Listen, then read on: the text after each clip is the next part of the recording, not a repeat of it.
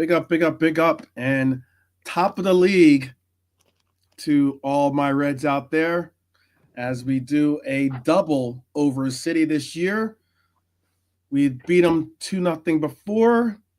We said it was so nice we had to do it twice and beat them 2-0 at the Etihad. That's the kind of Desmond sermon I want to see. Mm-hmm. That was the sweetest of sermons, wasn't it? Yes, yes. That's the 2-2 I want to see. Yeah, we preached the news to them there, didn't we, of where the title was going. Gave them a sermon. Our fans were in good spirits, and I enjoyed hearing them sing. And I should have added up to enjoy it more.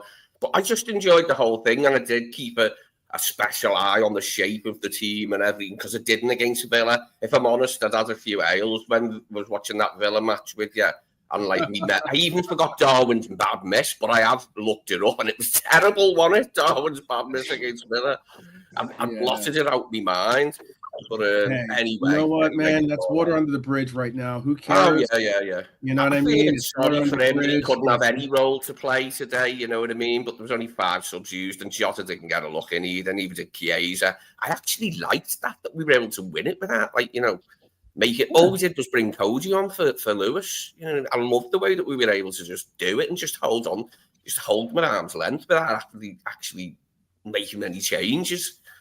Yeah, it was so far over. I think that maybe he thought, you know what?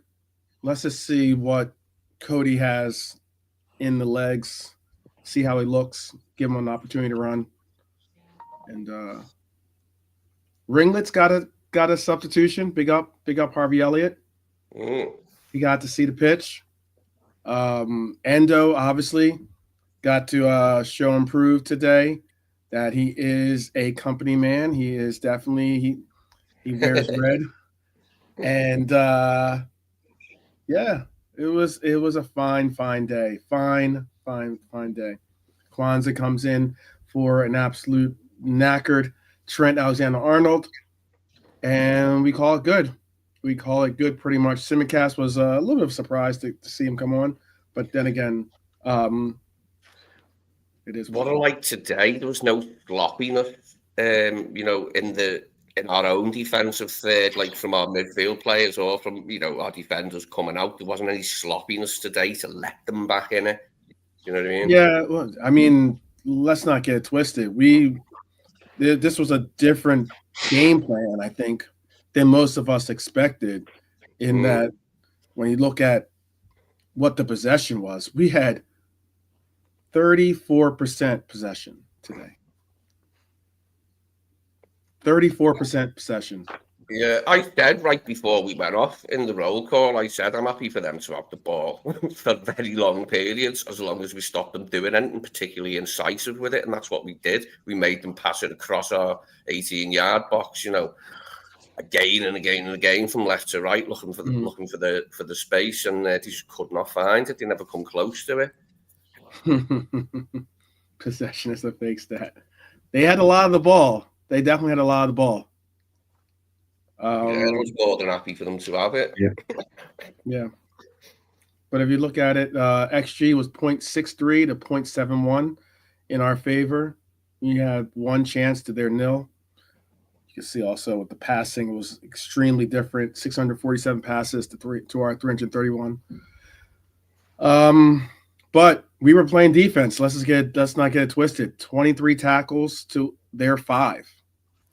23 tackles to their 5. So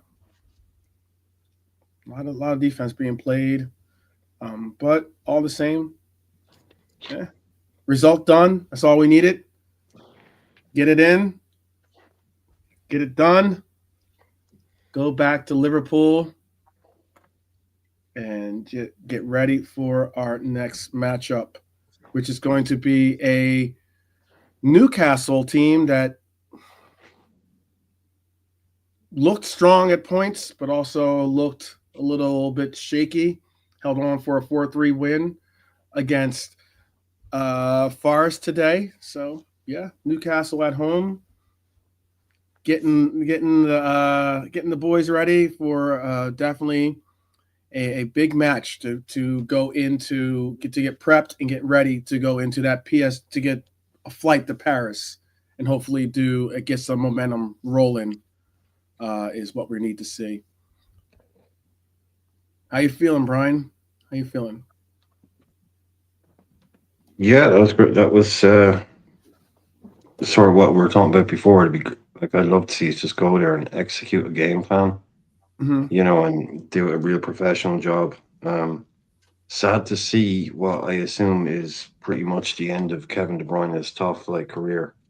Mm, Curl up and burn like that. That was not nice to watch for a guy who's been that good. I don't. It's it's just what we do. We go around retiring greats. That's what we do. You know. Um, yeah, we pretty.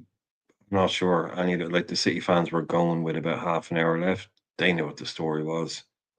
It was Yeah, that was pure dominant. That was really like what I was hoping to see was just like maybe next year, lads, but this year, this is who's in charge. And I think I don't normally agree with Andy Townsend a lot, but I think he put it brilliantly when he said the slots game plan worked perfectly. He said they just they ignored City's possession. And I thought that was a perfect way of putting it. Like when you were talking about the stats there in the passes, we just ignored it because we knew you're doing nothing with it. And it was like the way they had a lot of the ball, a lot of passes, but they weren't doing anything with it. And it was just like, go ahead, man, have the ball because you're not going to do anything.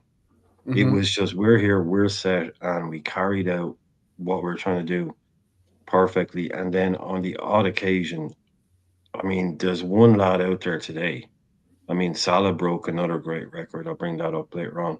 It's not a record, it's more of a kind of a first milestone. But VVD was just in masterclass mode today.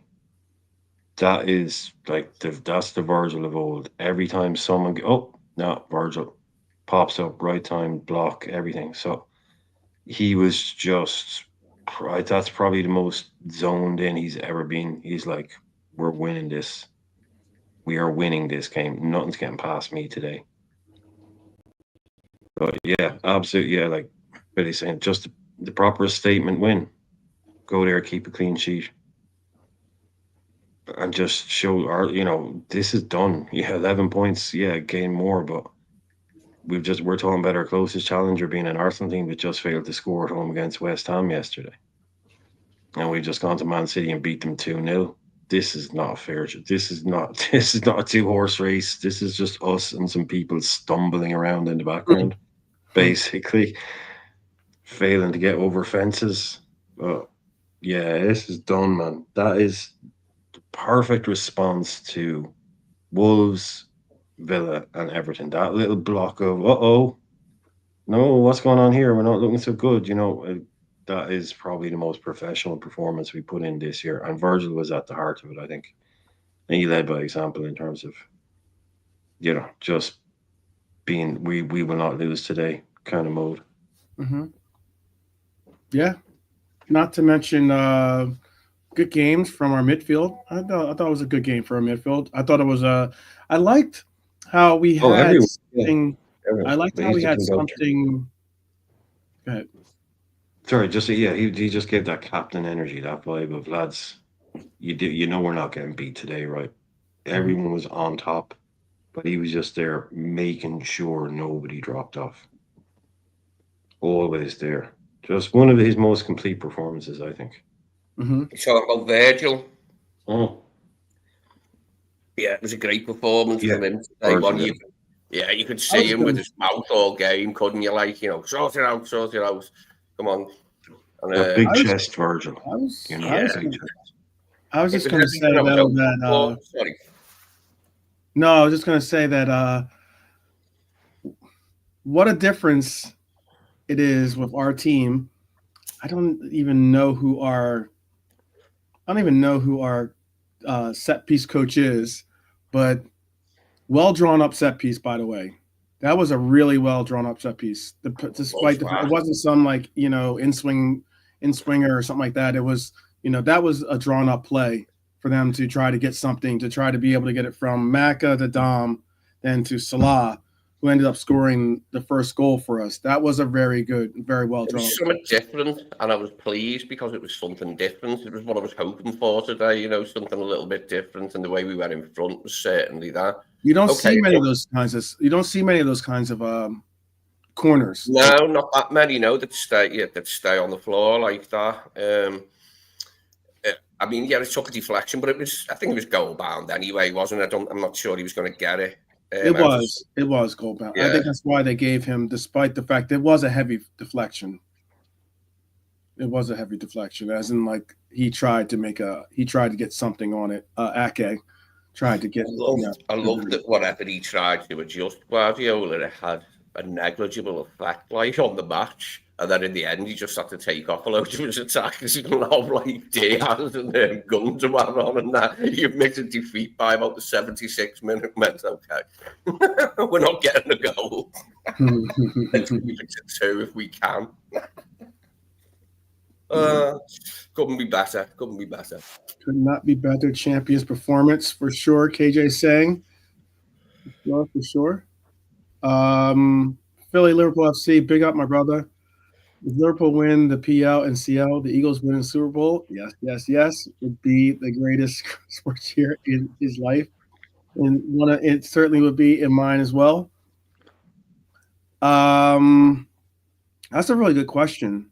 He's definitely look. If we win the Premier League and the Champions League, I think Mo will possibly not only be the player of the year for the Prem, because it'll probably mean that he continues on his path that he's on currently with, he'll possibly, I think he's getting that 2020 vision on Henry's record in his sights.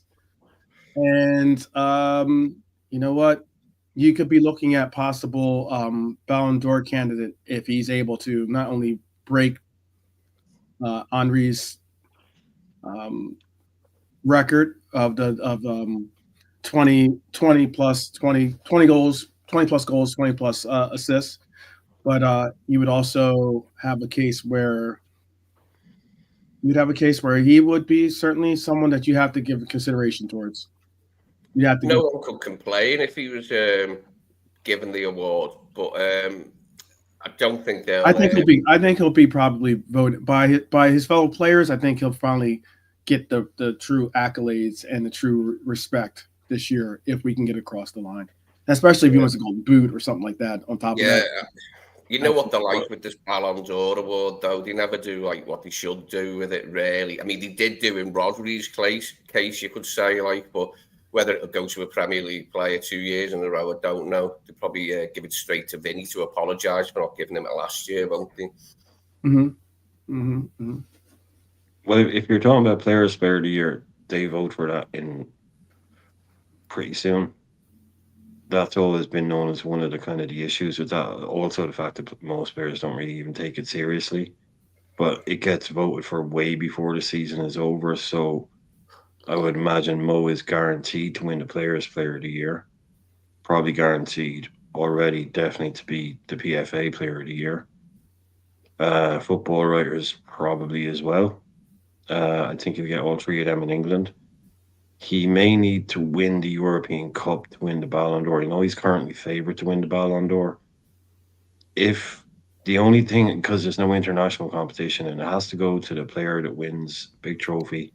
So the only thing I can see that stops him is if we win the league, but Real Madrid do the double, they win the Champions League, then maybe a Madrid player might get it. But if they don't win the Champions League and we do or don't, I think Mo is either favourite or second favourite for the Ballon d'Or.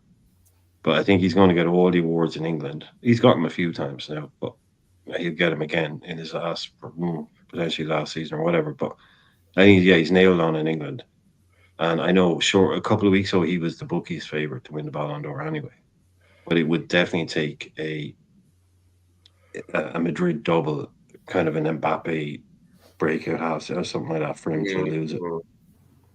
Because there's no Messi's, Ronaldo's anymore like that. It's Haaland's having a poor season. They're not winning anything. So I think that there's a pathway there for him to win it big time. I'd still have my money on him getting the Ballon d'Or, to be honest with you. Yeah. I actually enjoyed Gary Neville's commentary today because he was effusive in his praise of our performance and our side and us as a team. And I've heard him say nice things before, but he couldn't stop today. It was only right at the end he tried to spoil it by saying, "Oh yeah, but Haaland's out, isn't he?" But no, it That was what he said? yeah. Well, I'm only messing. I'm just kidding there. Like, it was pleasant to have to listen to him droning on about how good we were today. Really enjoyed it. Mhm. Wouldn't be surprised if he says something to kind of be some Debbie Downer stuff. Yeah. First player with 25 plus goals in the league and 15 assists in the Premier League this season. Yeah. No, he's not on Absolutely. 25. Is he? I think he is on 25. Is he on 25 today? Is he? Yeah, I think he is. Oh, no, it's 20. Oh, should we go? Yeah. No, What sorry. do you think the odds are we go with this lineup in Paris, the extra midfielder? That was the other one that he broke today, or not the milestone kind of thing. He's the first player Yeah, he's on in Premier 25. League history. He's on 16 to assists. by the score. way. He's the first player in Premier League history to score and assist in both games against the reigning champions.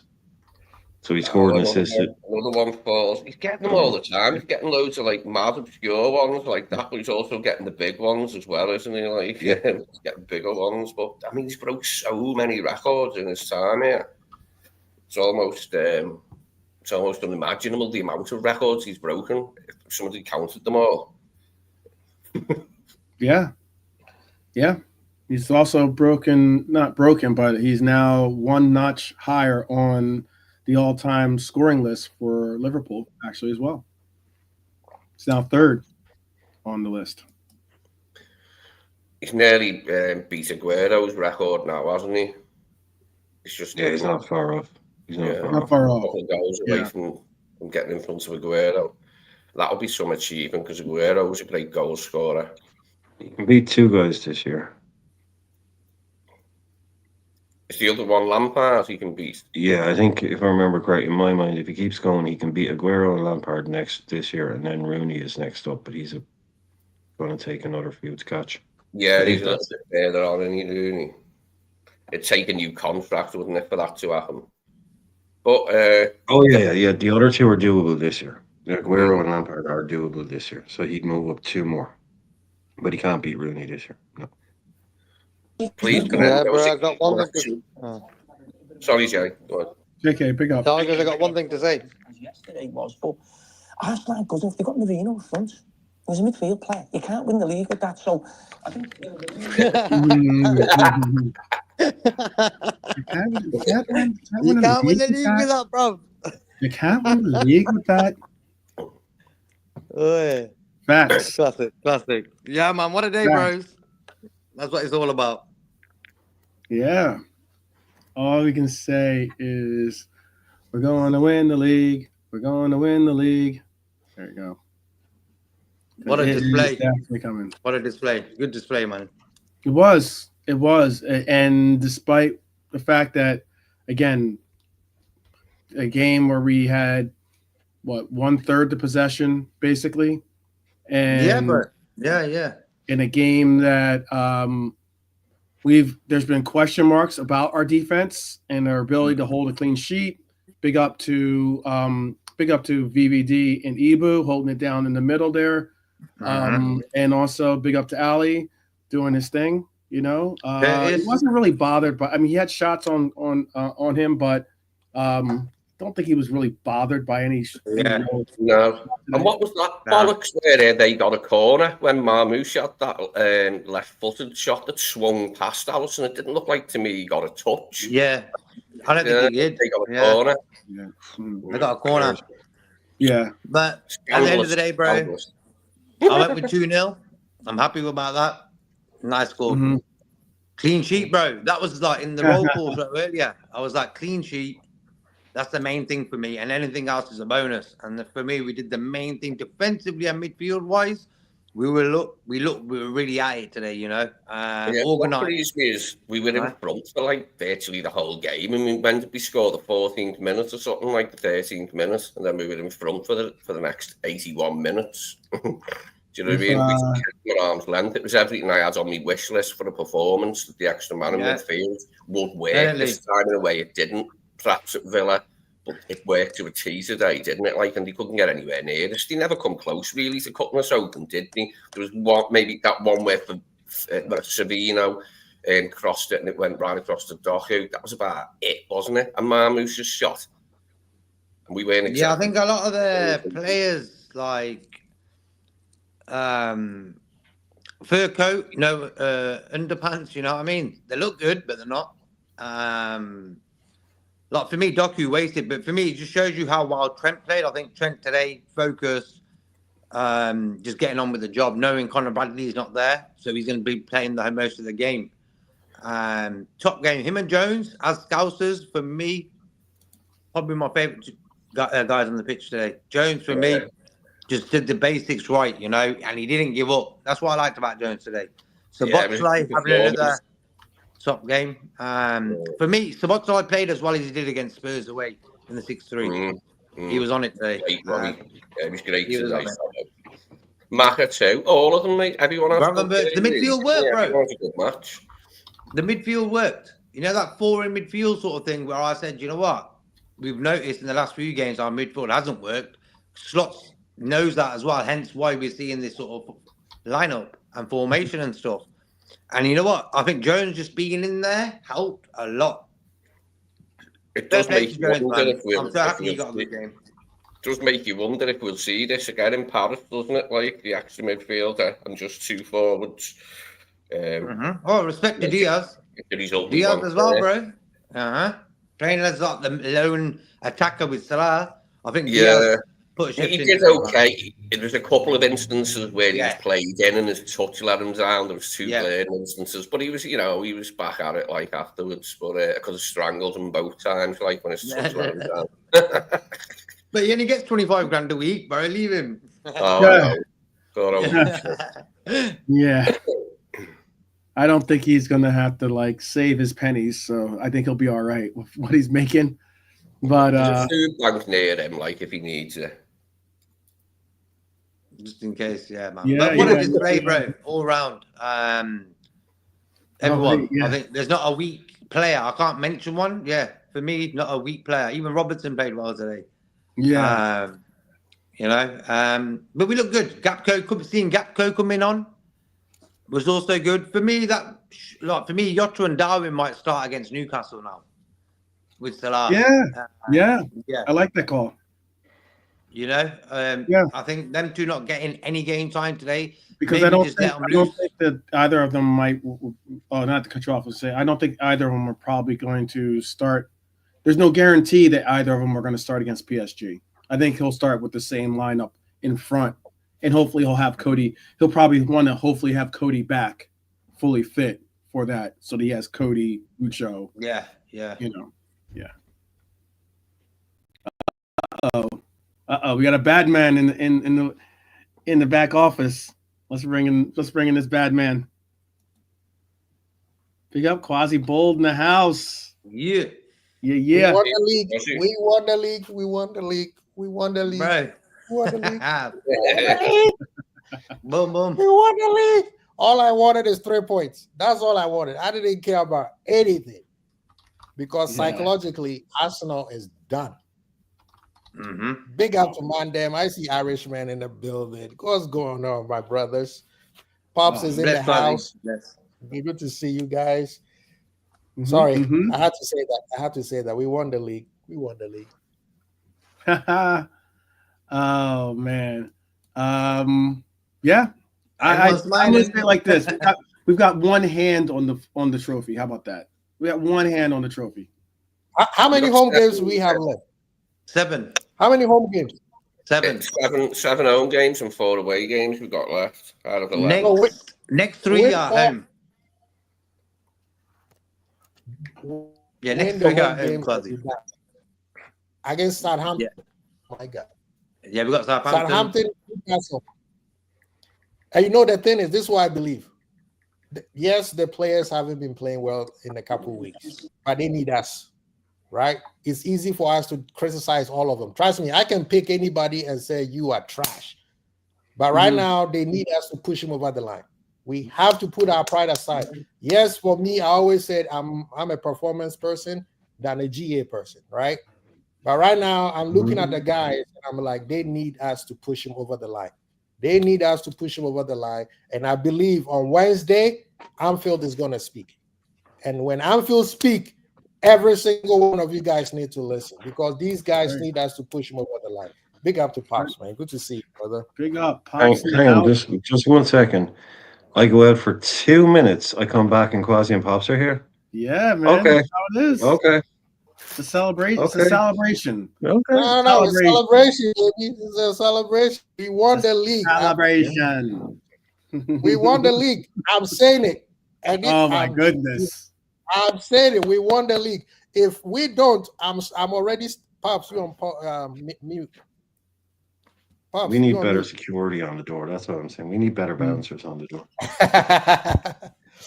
Speak on the number 11, Barbara, please. Oh no!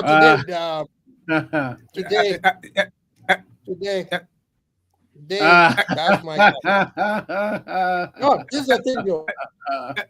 This is what they have to say. The remix. This is the remix. No, number 11. Number 11 was professional as he could possibly be. Rewind Defensively, selector. like Rewind today, selector. The defense on the squad today was unbelievable. Today, performance-wise, Salah was much better in his performance than just focusing on his GA. For you GA merchants, he played very well. The goal and assist doesn't just do him all right. He played very well today. Even if he didn't score a goal or assist today, you can't tell me Salah didn't play well. Take the goal and the assist away and give me the performance analysis. You know I love performance more than Take GA. the goal and the assist away, then it's 0-0. So no thanks. No. thanks. That's what I'm talking about. Look at what how Salah played. No thanks. No How- thanks. It's a How part of the Salah played. performance, Quasi. It's part of the performance is the Yes. goal and the assist. Thank you, Irishman. You can't take away the goal and the assist. You can't just go, forget about So, those. okay, let me ask you this. Can Allison say He's trying to die on the No, hill, that's yeah. all. He's trying to die on his performance hill, but No, he's I'm already not dead. that here. It's windy up there. I You can't are. hear him, Can Pops. you guys It's windy tell up Yeah, there. you Can can't. somebody here? Can somebody here tell me that Allison can literally say, you know what, today I'm just gonna catch 2 balls and then the rest of it is on you. Pause. But yeah. Sorry. No, Quasi, that switch don't work, man. That switch don't work. You can't say I'm asking a question. take Can away the Allison, goal and the Irish- assist and talk to me. Irishman, Because you can't talk to you Irishman, you without made us. Irishman, I breaking think off. it is because You see, Every single the time- internet is even refusing you, man. Yeah. Yes, Yeah, your Salah internet said, is hold just that. saying you're- Hold that. I'm going to do you a favor here, Quasi. I'm going to cut you off. I'm saying we won. Salah's performance today for me was much better than people. So he scored and he's assisted. That's what I'm saying. On that hill, today Salah played very, very well. Oh, your internet's The going a internet's little bit. rejecting him. The internet's Yeah, rejecting your him. internet's rejecting you, Quasi. I don't know if you hear us or not, but Yeah, it is. the hill, It's that not- hill, No, the I hill, know. the hill. See, it's the hill. It's that hill, man. Hey, Big up Well Lee. done Big performance, up Byron. Jay. Yay. well done performance. You know what's crazy about it is that this was a game where we finally had a bench full of offensive, like, firepower today. Didn't even have to really use it. Didn't really have to even use it. Oh, Honestly, man. I wish we did. I would have pulled Mo a little bit earlier. Just because of how much he did up and down, I would have pulled him earlier. Okay. Don't worry, Quasi. Your internet just froze, but it's a good picture. It's not a bad picture. It could be better. You're smiling. I guess you're looking at Mohamed Salah's statistics. You're looking at his He's looking at his goal. performance. He's looking at his performance. Yeah, looking at his performance, looking at his He's looking at goal and his performance. assist all over. I think we made them look distinctly average on their own pitch today, didn't we? Was the best thing about it all. Everything they tried didn't come off. Yes, Haaland wasn't playing, but they still had lots of other forwards. They've just spent about 200 million in the bloody January window, you know what I mean? And we didn't spend a carrot. And we've just made them look distinctly average on their own pitch. Okay, they're not in great form this season, and Rodri's missing, but you know, we've known that for a long time. Rodri's been missing. I'm going to ask this to the panel. Problem with that about him being like the greatest of all time and all this palaver. I mean, for just one player to cause that much disruption. I know they've had other injuries, but it's mainly just Rodri, isn't it? He can't cope without Rodri. Well, He's no, always I had was going to say this. Let me ask you a question, Lee. Lee, let me ask you.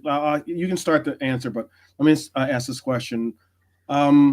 Today, was it more of City being below average or just being basic, or was it more so Liverpool being clinical or being, tactical?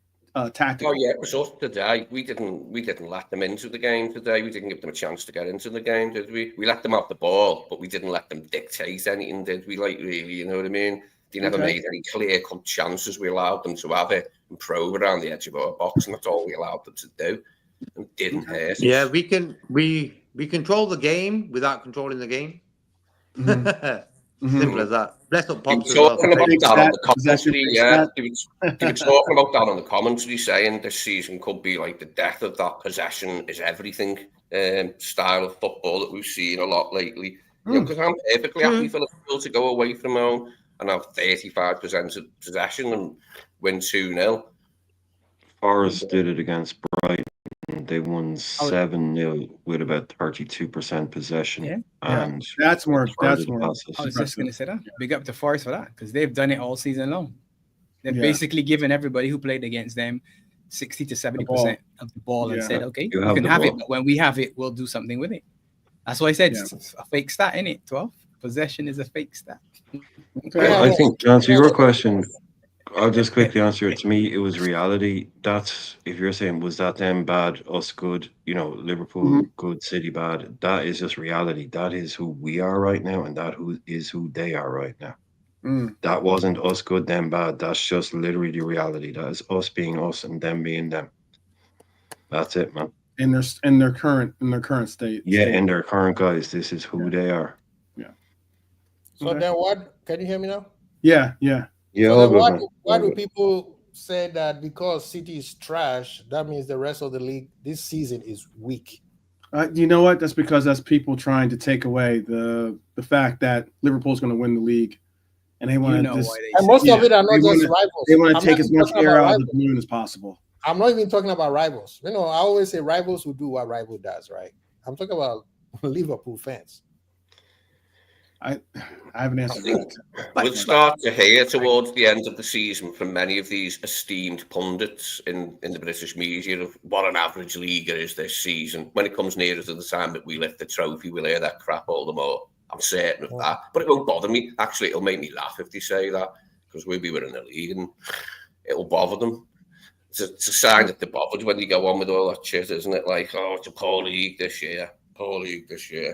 I think to quickly answer for myself, I would just say it's something I think is often what we see on the internet, especially, and that is enough neutrals, enough rivals try to spit their agendas. They're on enough platforms that it's spoken enough that it's picked up by the neutrals. They start chiming in. You got your trolls and everything else, but all the same, they start chiming in. And then you mix in with some of the frustrations or some of the anxieties that some Reds have in knowing that this is a big task at hand, and there's always a chance that you could bottle it, and then all of a sudden they start to chime in. They go with the flow, so that in case it does end up being bottled, they can be like, oh well, I wasn't a part of that wave. I wasn't pushing against the tide there. But I just think that there's those of us who's calling out that we're going to win this league from the very start, and those of us that still have the heart to say, this game today was a marker. This game today was a definite marker in the right direction. No, this game today we needed 3 points. If we came up with 1 point, I'll believe it. I don't care what Arsenal's doing. And as a if you want to be a champion, you don't look at what your opponents are doing. Mm-hmm. You focus on yourself. Win, and you take care of himself. People, if Arsenal do this and we just need no, bro, just do focus on Liverpool. Let Liverpool keep winning. If we keep winning, doesn't matter what Arsenal do. No. Mm-hmm. So, but one thing about this league, disrespectful. I think they do that to disrespect Liverpool. Yeah. But the funny thing is, these same people who go to watch La Liga and say La Liga is the best league ever. Yet you got two teams who makes more money than everybody else who have been dominating that league for the last 20 years. But that one is fine. But when you come to a league where Southampton can even go anywhere and beat the number one team, that one, that's trash because you don't have a set.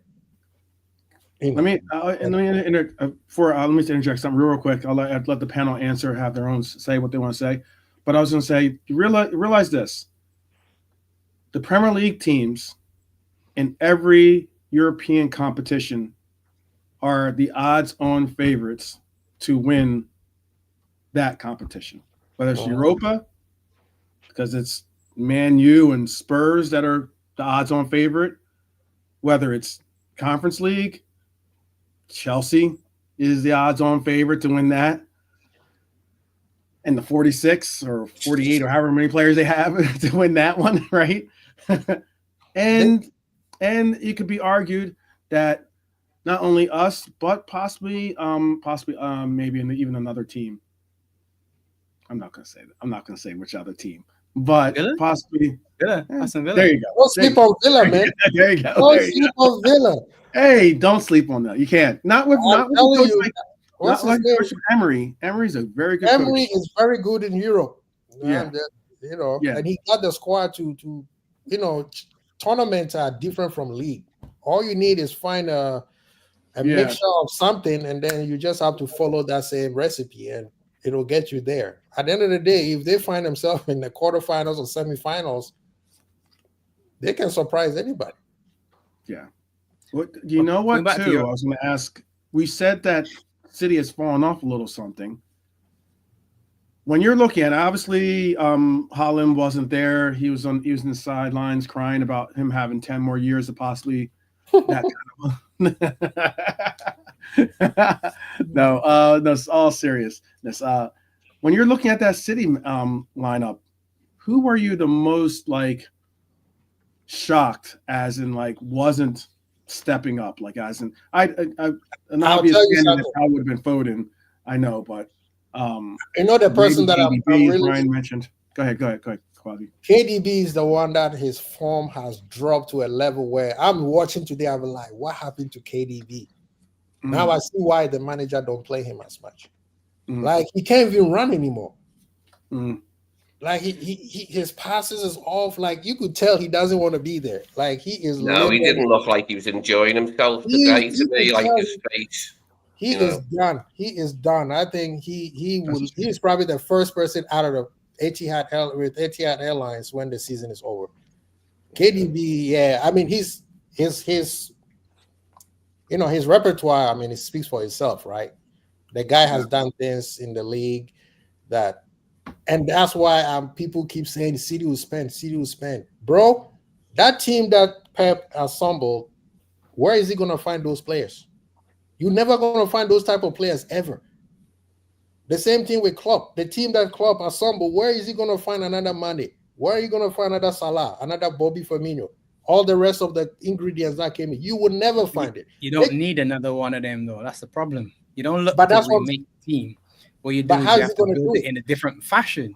When we were in a period of ascendancy, the players that came after the other players weren't necessarily the same player. They're just a player in a different mold or slightly different or a little better. And that's if you're supposed to be the best and you've got all the money to spend, then you can do that. But Pop, City will be able to do something in a different manner, not necessarily the same way. Just like how we're doing it in a different manner, we're not doing it in the same way. But dominance isn't something that you should be seeing really and truly because the league is different now. Look at where Man United are. United are in 15th. Yeah. Parity. You're in 15th. You think that in Fergie's time United would ever be in 15th? for an extended period of time. Let's say they would have a points deduction or something went wrong. There's no way that they'd be in 15th. But because the cycle comes to an end, and then you have games or something. You have to find it. You have to find a way to do things differently. But that's what they I'm haven't saying. been able to find that. City will though. City's infrastructure is so good that they will do it again.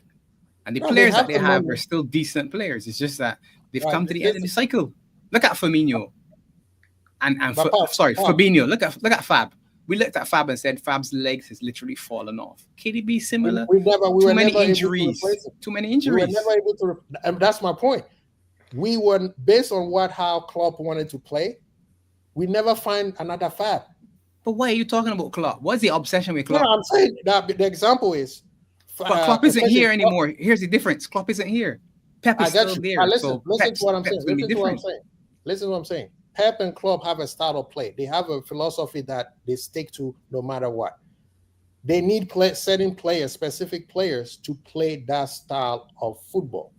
And I'm saying, when you look in the world right now, who is the next Rodri? Who you could say if Rodri comes back and he doesn't play at his top, how is he going? One season ago, exactly, and this is going to go back to the statement that you made about the quality of the league. Literally a season ago, where Klopp was the manager, where we didn't have Fabinho, we were pretty much on this number of points. There's a 1 point differential at this point, I think, prior to this match. One single point. There was no Fabinho. There was no Bobby. There was no Mane. None of them were in the team. And you just said Klopp only played a certain style and he needed to find the players in his style. We had the same number of points as we did right now then. But then what happened was the adaptation? Yes, but the adaptation occurred. The reason why I said that is because people are saying that the quality is different. Now, quality is up to you. That's your I'm talking about the decision. level. You make that vision with yourself. I can't tell you what to see because to me, the league has been won by one team, two teams. The idea of a top four, there's never been a four-way battle to win the league. We've never seen four teams running as much as there's the top four.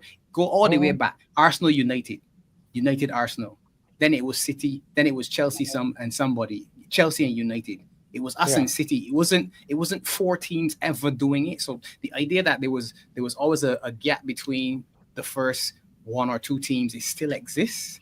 Now, because the other teams dropped off and we're still in the same spot we were last season, that to me, that is an indictment on us. That's an indictment on everybody else. Who cares? When we got injuries, we were the worst champions ever. That's what they said. We were the worst champions ever. The worst defenders of the title and all that. It's all subjective. People will just say what they gotta say. It to me is news stories or clickbait or whatever you want, trying to generate interest or whatever. But that's up to you. You could look at things and say, well, this team isn't as good as our other team, or City's team isn't as good quality wise, or maybe and not whatever. Isn't what you want to see though? Is it because you're not seeing what you want to see visually? You're never gonna see Mane and Bobby and Salah again. The red arrows are never gonna be seen again. So if that's what you loved, you'll never see that again. Right. So you'll never like football in the way you did then. Right. So somebody has to Slot will have to create something different where whether it becomes a dominance or not. But what I'm saying is because these specific managers, they like to play specific style of football, people saying that just because they have the money to go spend does not mean it's going to work. Because this January, people were like, City will be back. They're going to spend. They spend a lot of money. Yeah, 200 million ain't nothing to them, though. 200 million they spent 200 million. That's nothing to them. And to be honest, 200 million isn't a lot of money, though. Isn't a lot of money. 100 million for midfielder. 100 million for Declan Rice, for Enzo, for Caicedo. That's one player. How's that? Darwin Núñez is what? 75 million or whatever. Rasmus Højlund, 75 million. Solanke, 65 million. So I get you. That's nearly 200 million. But the thing is, you know what I mean? And as much as what you say goes indictment against people who say the league is not good enough this year because City is falling off and City has to fall off for everybody to win, which is not true. It's just City didn't take care of business. They decided to go this route. They could have started they've been spending, but they could have Pep could have chose to refurbish the team earlier than this January. Or somebody like Gonzalez in the summer, couldn't he, as backup for Rodri, instead of just depending on Kovacic and Gundogan like he did? Because that's what I'm done, wasn't it? Only having them two to pick from. I I don't think he expected Gundo to play so many minutes, though, Lee. I think Gundo was kind of like the icing on top of the cake, not supposed to be part of the main ingredients in the cake itself. So when Rodri gets hurt, that pulls all of his plans apart. Yeah. I'll tell you. You never want players to get injured, but I was hoping last season, you know, do you remember when they went away to the Club World Cup and it was rumoured Rodri had got a bad injury and was going to miss the rest of the season? It was just some fake story that come out, and I didn't really swallow it, but I read it and hoped it was true because I thought this would give us a chance of winning the title in Klopp's last season. It didn't work out like that, but he's got out this season, hasn't he, early on, and it's caused havoc for them. They've just not been able to deal with it from moment one. And we knew it from previous seasons. Every time in previous seasons, playing great, and then he's out the side for a couple of games. They cannot win without him. I don't remember them ever winning. I think they drew a couple and lost. They sort of like drew half and lost half of the ones they played without him. He's got a really good record for playing. When they play with him, they've won a tremendous number of games. Two totally different propositions, aren't they, with and without Rodri? So you would have thought maybe he'd have bought a more suitable backup in the summer, given Kovacic's injury record and Gundogan's years. He didn't, so you know. Lee, there was a mention of possibly never seeing Bobby again. I did see something be put into the chat, and that is something that I would say it ain't so. I hope it is never going to be the case, but yeah. I think it's, even if Bobby were to join Arsenal, I don't think it would be too late for them to get anything from that transfer if they were to pick him up. He is a free agent currently, and I still don't think that would be the situation. So I hope that we all can be on agreement that we don't want to see that happen one iota. No, could do without that. Yeah. Just imagine it, bad enough. But Arsenal need more than just a striker, man. You know, Arsenal fans, they be cracking me out. We need a striker. You spend 100 million on a midfielder. Mm-hmm. You don't have the cash. This is the part where a lot of times people need to understand how football is operated before you start saying, spend the cash, spend the cash. City, you have to know City has been making money for a long time. They sold a lot of players. So they are under the the PSR and the FFP rule. And they also have cash. So they can spend. There's a reason why Newcastle, the richest club on the planet, can spend cash. Mm-hmm. Because they have to sell to buy. Right? Last year they had to sell 100 million worth of players. Otherwise, they would have been in trouble with the PSR rule. So with Arsenal made a calculated risk of buying 100 million midfielder. And then this summer, they decided to buy defenders instead of strikers. And even if they would have bought a striker, they can't afford an Isak right now. They have to let that one player go. An expensive player. They could have loaned Evan Ferguson. They could have just don't loan somebody. During January, just go and get somebody on loan, even if you can't afford, as you say, to buy. And I don't think Arsenal are in a significant position when it comes to PSR.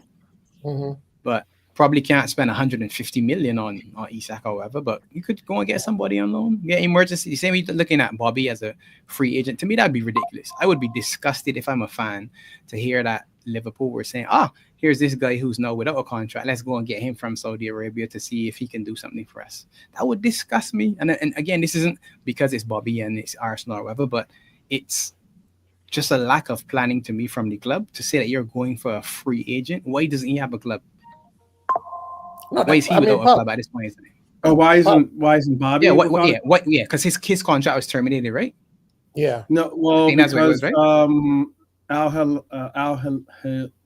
Al Ali, I think it's the team he's on. They were unable. They're at the maximum. They were actually, I think, one over the maximum by them bringing in a player or two or something like that. So they needed to cut the amount of players. Yeah. Also right. PSR is basically they're on the PSR rule too. You know, God at the days where China came in and started paying these players with so much cash. But this is the thing, Arsenal, they chose to play defenders. Did they need Calafiori? They bought Calafiori and their whole fans were very excited. They didn't need Calafiori. And these clubs also needs to use the academy. Right? Quick, they need to use your academies. They didn't use the academies. Al Ahly, having reached their foreign player quota, opted to exclude Firmino from their Saudi Pro League squad to accommodate their new signing, that Galeno. So they signed in the window, and then they had to make room. And Bobby, despite he scored, I think the week before they took him off the roster, and then all of a sudden it started to, like, because he's a free agent, it started to percolate to say, oh well, maybe, but he's getting paid quite a bit of money, and I'm sure Saudi right now he's comfortable, collecting those checks and staying with Saudi club. But I mean, if Arsenal were to, I don't think it'll make them. I love Bobby and everything else. Not saying Bobby wouldn't make a difference, but I don't think it'll make a difference it's not enough of a push for Arsenal to be like, oh, okay, well, they become now favorites to turn it around and rely on Bobby, No, we've got an international break, haven't we, coming up after the Carabao Cup final, and then the first game back's the derby in it at Anfield. Because we only play once in March, Lee. Yeah, the loss one prime game in March.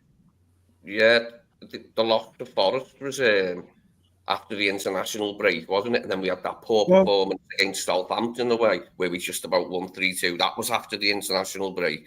But I mean, this is the derby we're coming back to on the 2nd of April after the international break. So we're going to be up for that, surely. And it's night time as well. At least it's not 12:30 afternoon kickoff after the international break.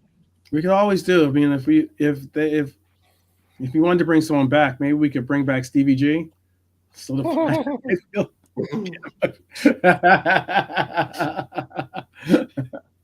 Have him walk down the Guard of Honor. It's probably a good thing. That'd be great. That'd be great. National break. We've got to be up for that. Especially at the bridge. That'd be great. Have Stevie G walk down the Guard of Honor. That'd be great. Yeah, but I think I'm not sure he'd do that.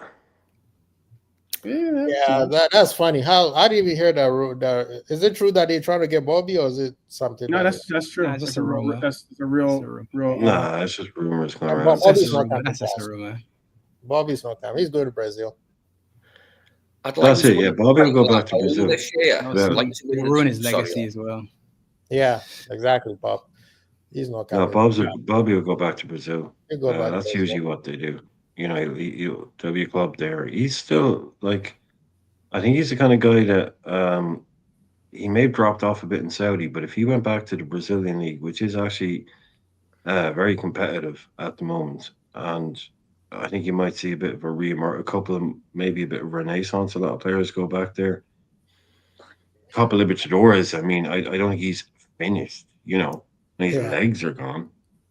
He could go back to Brazil and be a top player. The Brazilian in proper competitions. Yeah, I love that he was able to score the winner in the World Club Cup because it was against the Brazilian team, and it's much bigger in South America. The World Club Cup, they think a lot more of it than European teams do. They always have. Yeah, it's their Champions League. Yeah, it's the only time they get to pit themselves against the best teams in Europe. In that match against the Brazilian club. It's the only time the top teams in South America get to pit themselves against the best in Europe is in that competition. So they rate it. The other thing they rate really highly is the Olympics.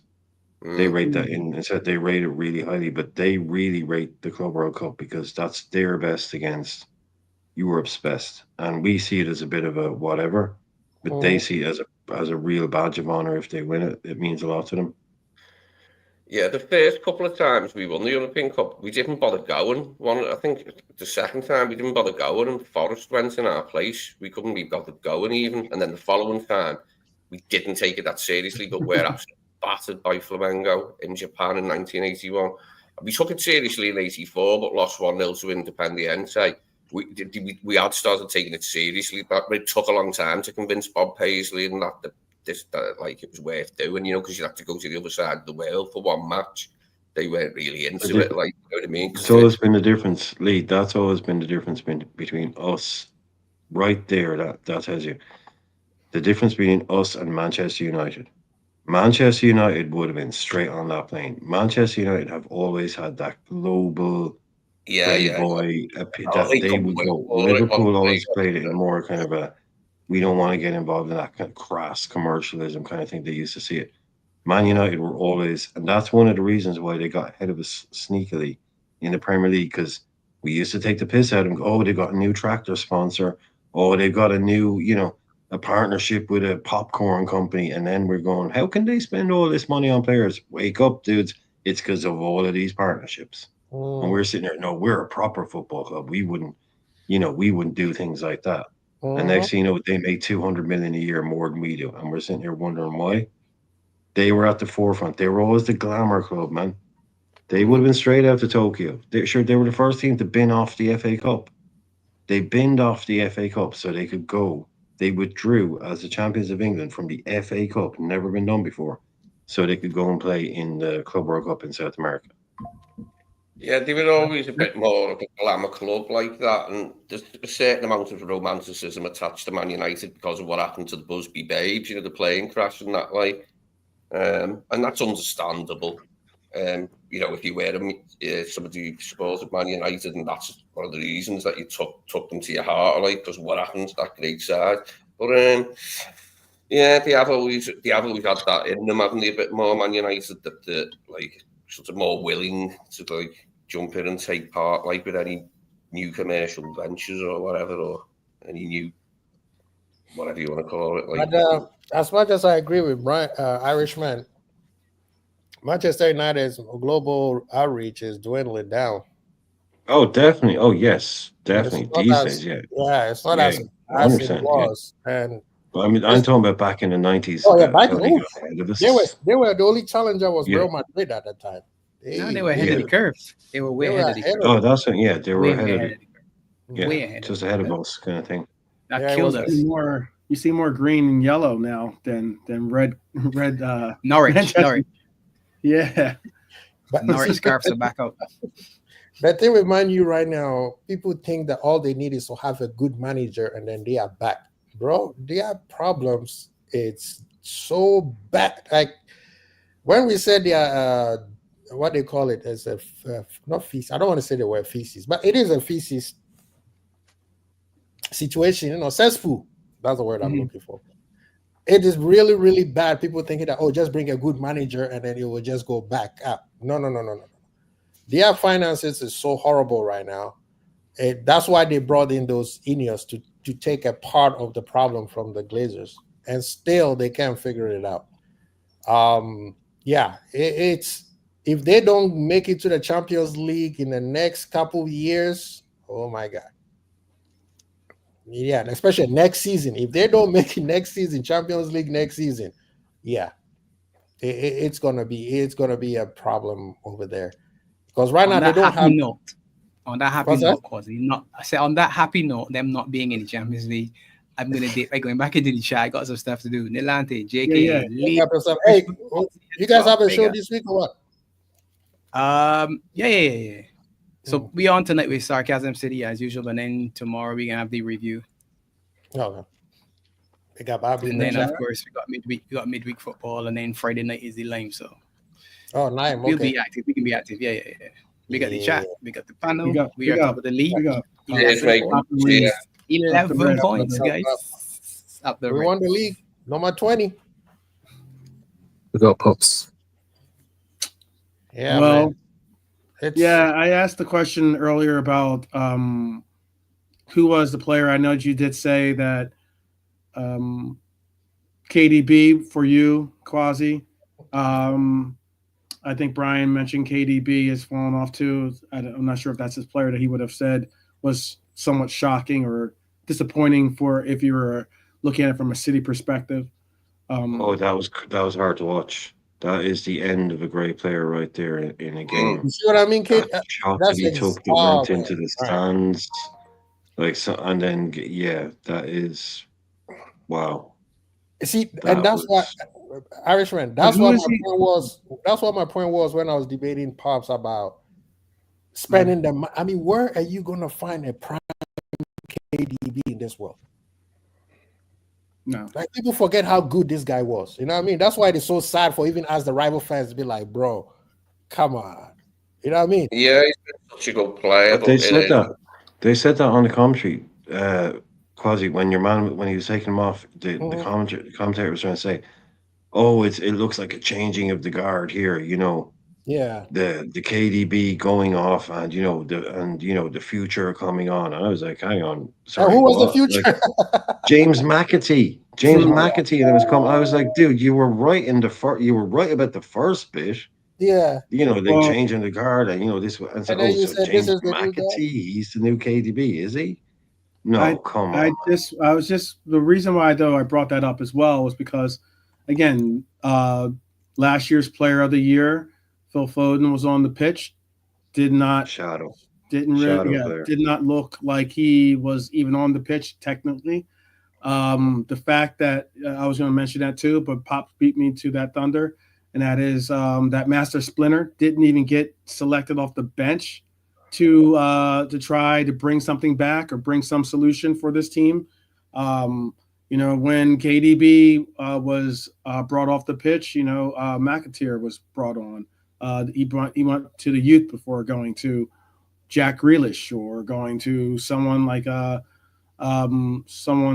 a Master Splinter, aka Bernardo Silva, and that was somewhat telling. The fact that they were even on the bench, period, considering was somewhat telling of what and where is this team in Pep's eyes. Like, what and where does he feel this team is at, or have they just already kind of given up on it? Because Erling Haaland was on the pitch. Erling Haaland was on the pitch, or not on the pitch, was at least on the bench for Real Madrid. He didn't even make the bench today. So they had that option of saying, "Oh yeah," I was gonna say, "I'll let you go." They at least possibly were like, "Oh well, even if he is going to be 20 minutes, 15 minutes, or something, maybe if we do get 15, 20 minutes out of it, we'll put him on the bench for Real Madrid." They'd even put that consideration in for this game because it didn't hold the same emphasis or impact that it did on their campaign. So, hey, this is a funny thing. I know Pop said that Arsenal lost Vieira. Yeah, they lost Vieira. They haven't won since. The thing is, it's not just that you cannot. Manchester United lost some great players and they were able to replenish it. After a while, they couldn't do it anymore. Don't forget, they had Schweinsteiger, even if it was after his palm, they had, what's that guy? Colombian striker. They have all Di Maria, they had all these superstars, and it still did not work. That's what I'm saying. Yes, City has money, but you have to also look at the landscape has changed. Football has changed. At this point, I asked this to Ents, shout out to Ents a couple of weeks ago. I said, even we may have to also start looking at Pep. Is Pep becoming Mourinho, where it came a time where Mourinho could not win anymore? Is Pep getting towards that level of things where people are figuring him out? I mean, am I saying too much, Irishman? Yes. Probably. I'm just saying, we have to. It's football. It's not football. Everything changes. No, Quasi. Nothing changes. Like this idea that tiki taka is here to stay. It was always bullshit. Thank you. Eventually, it changes. It will never be, that's how everyone's going to play from now on for the next 500 years. No, people are going to that beats us, so we'll do this, we'll do that. That's how football should be. Evolve and change and move with different ideas. Like, that's what I always get really pissed off when you hear about, like, I think it was Maresca or something like talking about, oh, well, we're all just copying Pep at the end of the day. I was like, well, sorry, what? I know. Why you all just copying Pep at the end of the day? Seriously? Stop copying Pep all the time. Come up with new ideas. Be your own people. Be your own coaches. And that's why I think Nuno is the bravest coach. I think Nuno is the bravest coach in the Premier League this year. He said, we're not going to play with the ball. We're not going to do tiki-taka. We're going to long ball, old school, and that's going to get us results. I'm not going to come in like all these new hyper or super young coaches come in and go, I have a vision. We're going to play football like this, play football like that. He's like, do you want football or do you want results? I think he deserves manager of the year almost, just for going, fuck it.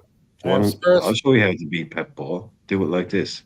It's brilliant. It's so refreshing to see just someone coming in, trying something different and getting results with it. Just getting results. And the funny thing, Irishman, even with the style that he's playing, it gives us an old school feel. But even with that, he has remixed it a little bit, right? Back in the day, it used to be one big striker up top and then head the ball down, and then the speed, the pacey number 10 or number 9, second striker will get the ball and then you score. He's actually played football. When they have the ball, they pass the ball well. The thing is, when they lose, they are quick in recovery, and then they could hit you with a severe counter attack. The thing that this is the part where it annoys me, where people think football is just linear. Football is not linear. Yes, everybody has their preference of the style they like, but just because you like a certain style does not mean, everybody else's is crap, right? And because this style is going out of style, so the rest of the football is. I love the 90s football. The Maradonas, the Van Bastens. We could go old school and mention all those names. But now, bro, so when people say, well, Pep, I'm like, bro, the stuff that Mariska said was because he's listening to these pundits who keep coming out and say the same thing over and over and over. Just like this person talking about the changing of guard, and then he brings in somebody else's name. It's like football is not linear, and spending money, yes, if you have it, spend it, but you have to have a plan. And to me, it looked like Pep was trying to replace certain players, and it didn't work. Savio is good, but he's not Mahrez. I'm sorry. Savio is good, but he's not Mahrez. So if he's trying to do that, I promise you, it's going to fall off. Pep will have to change his style of play, change the players, come up with something that we haven't seen before I think that they can dominate. But yes, he has the money. They could spend another 300 million in the summer. But I promise you, it's not going to work, because guess who the manager who did exactly the same thing? Arteta. Copied exactly what Pep did, and it still hasn't worked. Now we have the same thing going on with Manchester, with Amorim, where everybody's like, oh, it's Amorim. He should stick with his plan. Bro, any other manager should change their plan to fit the players. But yet when it comes to Manchester United, he has to be strong and he has to stick with his plans. And they have lost every single game. Yeah, let them stick to their plans. What are you talking about? I think that's the right that's the right sentiment. Keep that mindset. Keep that mindset. Because it's going to take a while for them to get what they need to get done. There's a lot that you said too. What was interesting, I think it wasn't too long after, but Marmoush had made a good run. He was offsides, but did have a really well struck ball that went in. Pep was in his ear though. When he came out? Yeah. Man. Pep was in his ear. When Macca, I think it wasn't because of it wasn't like a muscle injury or something like that. It was more like landed on his head. Yeah, it was because he landed on his head. He was given like concussion protocols for a second. But while he was over there and they were getting water bottles on the sideline, you could see Pep was yelling at Marmoush, and Marmoush was like, listening and saying, okay, as you do as a coach, you let the coach get his frustrations out. But it was kind of interesting to see. I was trying to figure out, why was he yelling at him? Was it because he was offside, or was it something before that? Because he's Pep, man. That's what Pep does. He's crazy like that. He yelled at I think he yelled at Haaland one time after he scored the goal. He scored the goal. He scored a goal like that. He didn't. That I guess like he scored the goal, but he was angry he didn't score the goal the way he wanted him to score the goal, or something crazy like that. That's his Pep. The famous one is the Nathan Redmond one, when they were playing Southampton, and Nathan Redmond played really well against Man City. When they did, I think City beat them like 3-1 or something. But Nathan Redmond was really good, and when the game was over. He ran onto the pitch and he ran up to Nathan Redmond. And his arm around him, walking off the pitch, going like giving out to him basically for not doing what he should have done. He's like, you should have done this. You were so good. You should have done this. And it's like, that's not your player, dude. It was like just not. He didn't even play for you. He didn't play for your team. You were so good. You could have done this. You could have done that. You could have hurt us here. He loves it it better here. The guy's insane. The guy he's he does go a little over and above sometimes. Yeah, he's obsessed with the game. Like even completely obsessed. He did that with Ahmad Traore, but that one I understand because he coached him. People forget that. Ahmad Traore used to be La Masia kid before he came.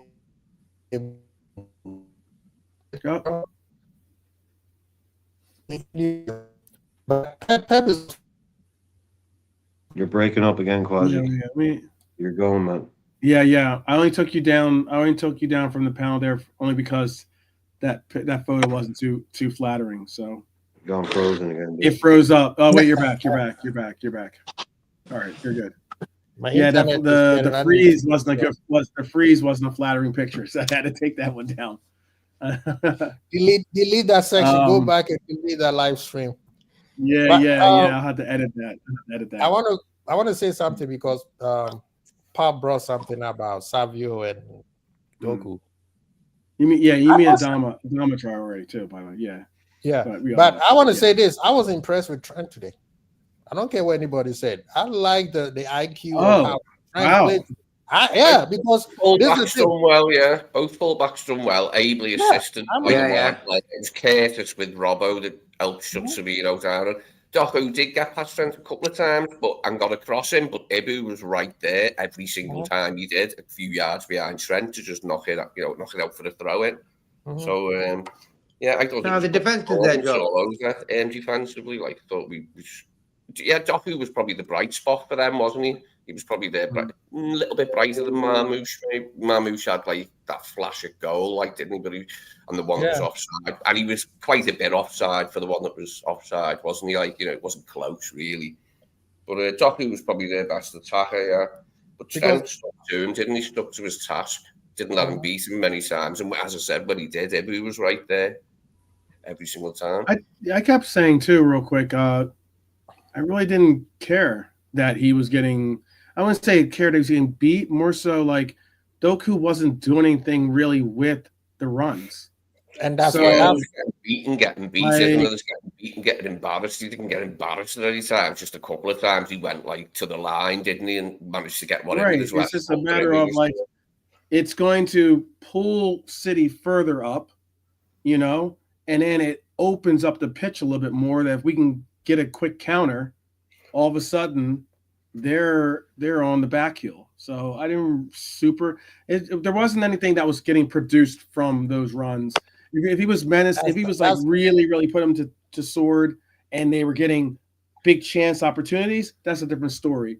But other than a couple of step overs and taking them to the line, nothing really. But this is the thing. This is the part where people with high IQ football will understand. The guy is quick.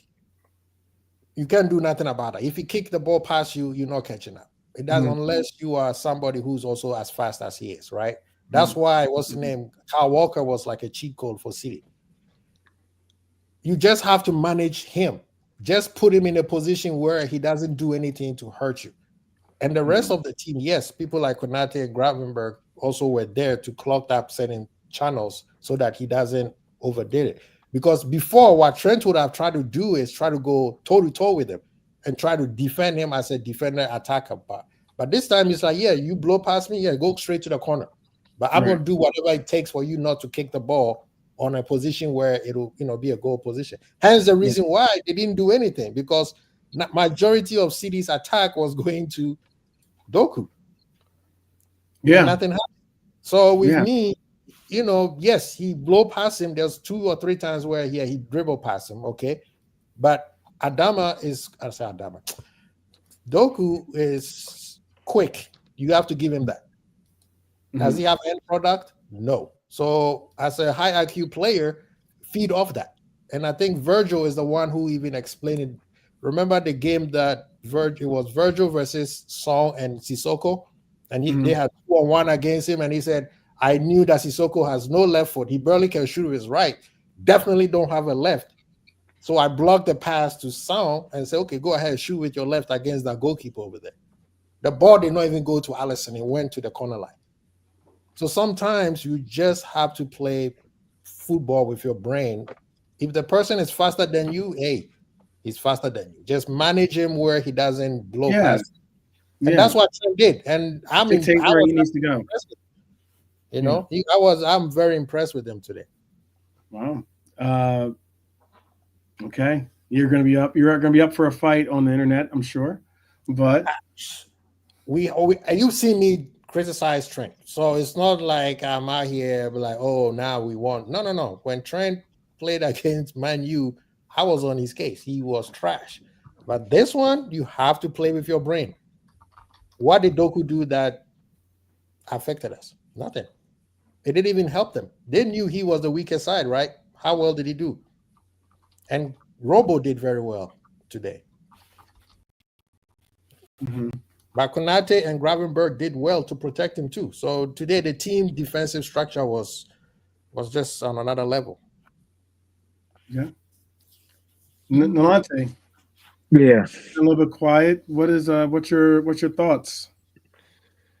Yeah, we got look. Before your thoughts, can I also hear do we have one hand on the trophy yet? Maybe. You guys can say it. I'm not yet. Not yet. Yeah, that's fine. It's fine. Not yet. I'm not doing it. Not yet. You're sitting next to someone right now that says the season's over. So that's I will say it for him. Yes, the left hand of Virgil is holding one side of the trophy. The left hand.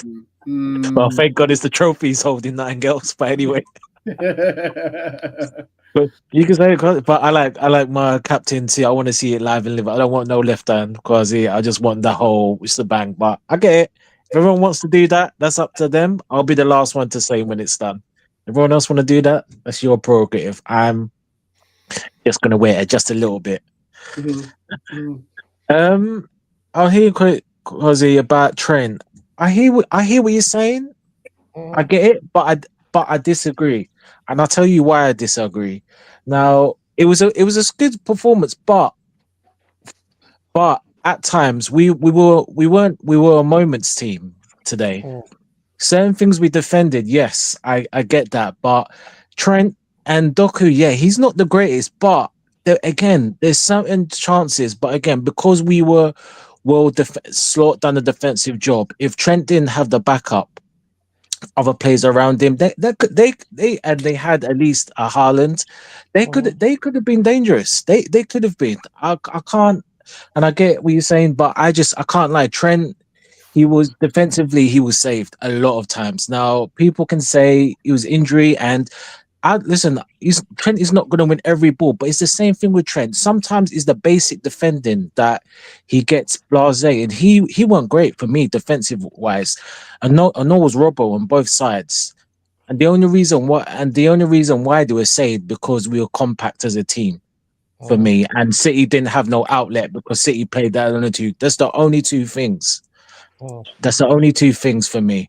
If City at least had Haaland, and he might have got as a presence, then I'm not gonna lie, the game could have been a little bit different, but it's not. So it's fine. We won and we done our job, so it's fine. But it just sometimes it just frustrates me a little bit. I mean, I won't be negative because we won the game, so I'm not gonna be the party pooper and everyone will come in. I just felt the midfield at times we kind of lacked. We worked hard defensively. That's fine, no problem. We were solid in our shape to an extent, so get that. But controlling the game with the ball, we were just a bit sloppy at times. But because City had no outlet and they were a friend, we could get away with it. And then Mo was clear and by far man of the match for me. And he's forget about the goals and assists because people like Rance want to do the stat padded. He was an outlet. He was working on the ball, off the ball. He was unplayable today. He was unplayable today. And again, and I'll this is the last thing I'll do, and we'll focus on the positive. If you take Mo at that team today, that would have been a draw. I gotta be real. That would have been just a boring draw. Mo was unplayable today. That's half of our season, but 12 man, can I No, just rebuttal? today. Okay, go for it. No, okay.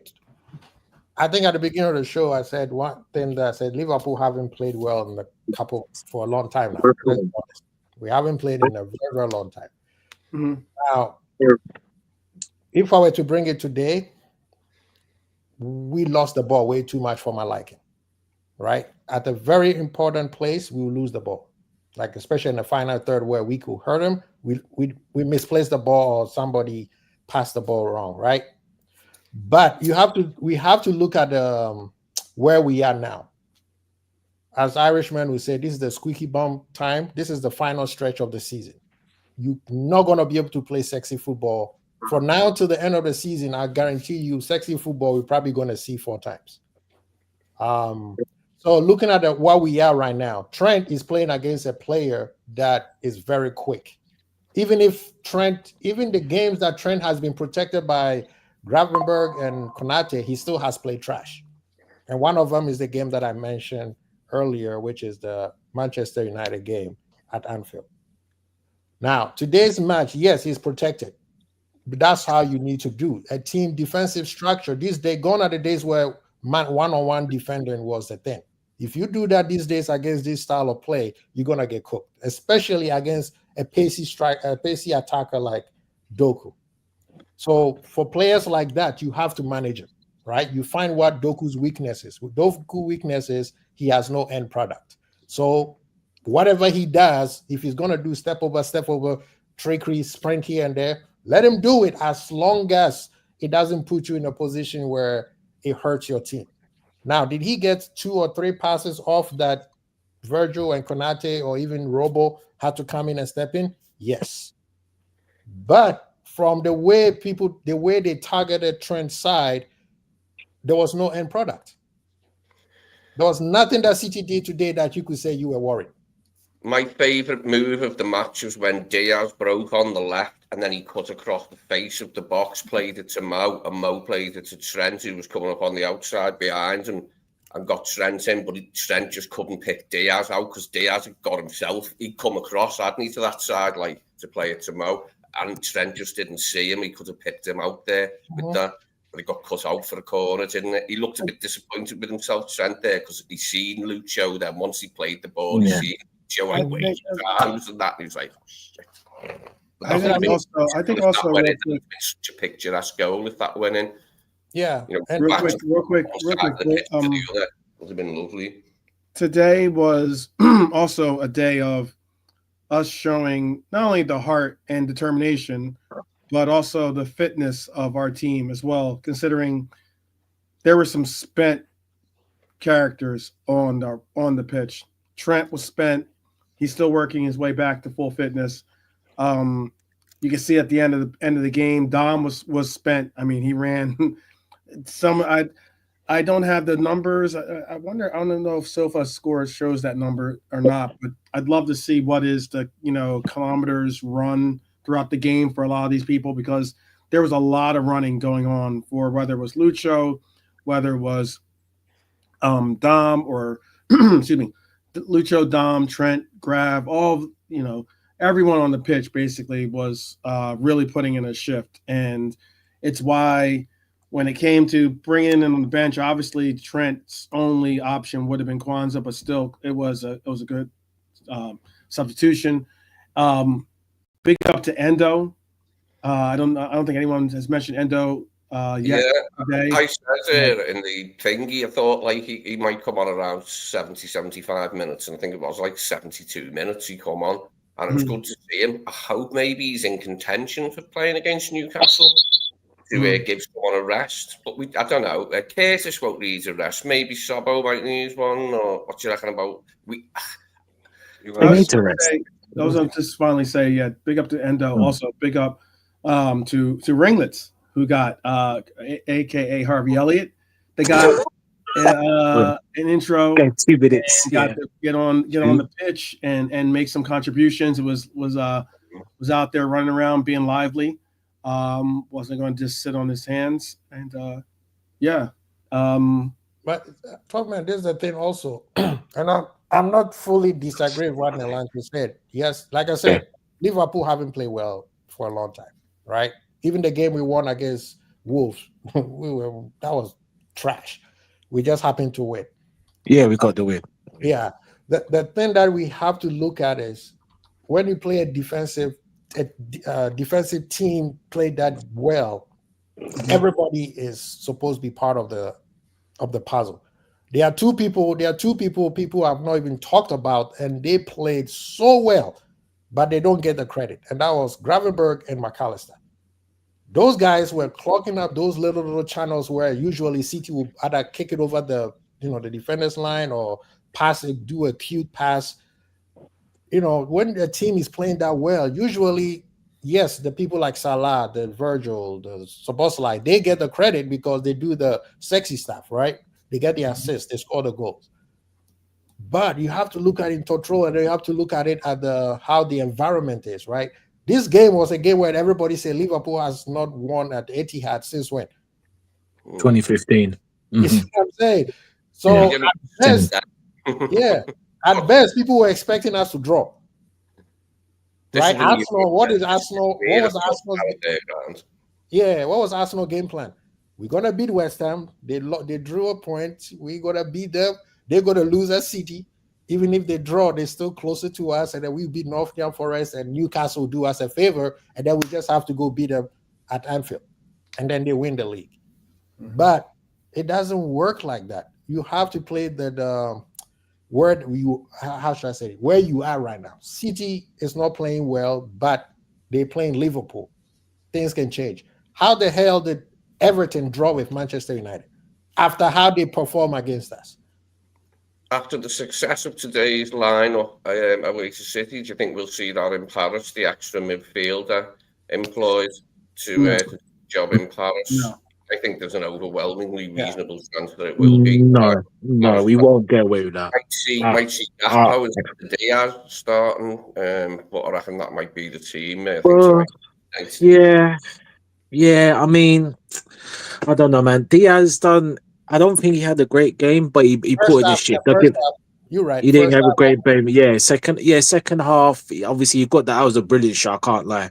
Mm-hmm. That was it. But he just the false nine thing is just not for me. But again, Slot, he doesn't rate. We're not going to go Darwin and Jota. I don't know. So again, it really depends. But because I hear everything you're saying, and I get you. But my thing is Salah. It's not even. I'm even forget about his goals and assists today. I'm not even thinking about that. I'm thinking about when I said it.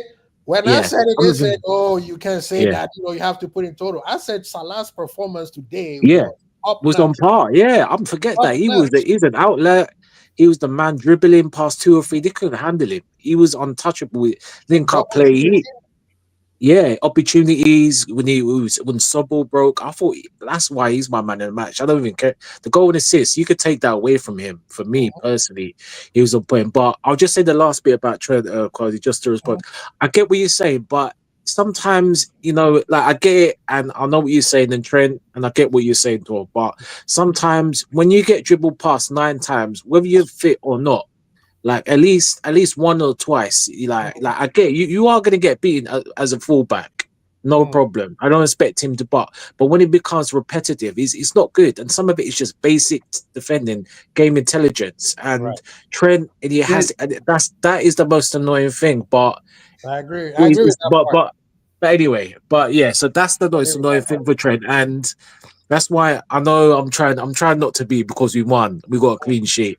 But I'll be seeing these little things, and it's fine. We won, and Slot did a job. The tactical thing, it worked to a certain extent, and we moved. But that's all I want to say. I don't want to go on too much about this and that. But we won. So no. I mean, the thing is, if you're looking at it as a football enthusiast, yes, the performance for Liverpool has been going. It's not.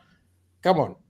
We look at the way we beat them at when they came to Anfield and to this one. This one, the manager, this is why I give man of the match to the manager because he realized that 3 games in a row things were not working.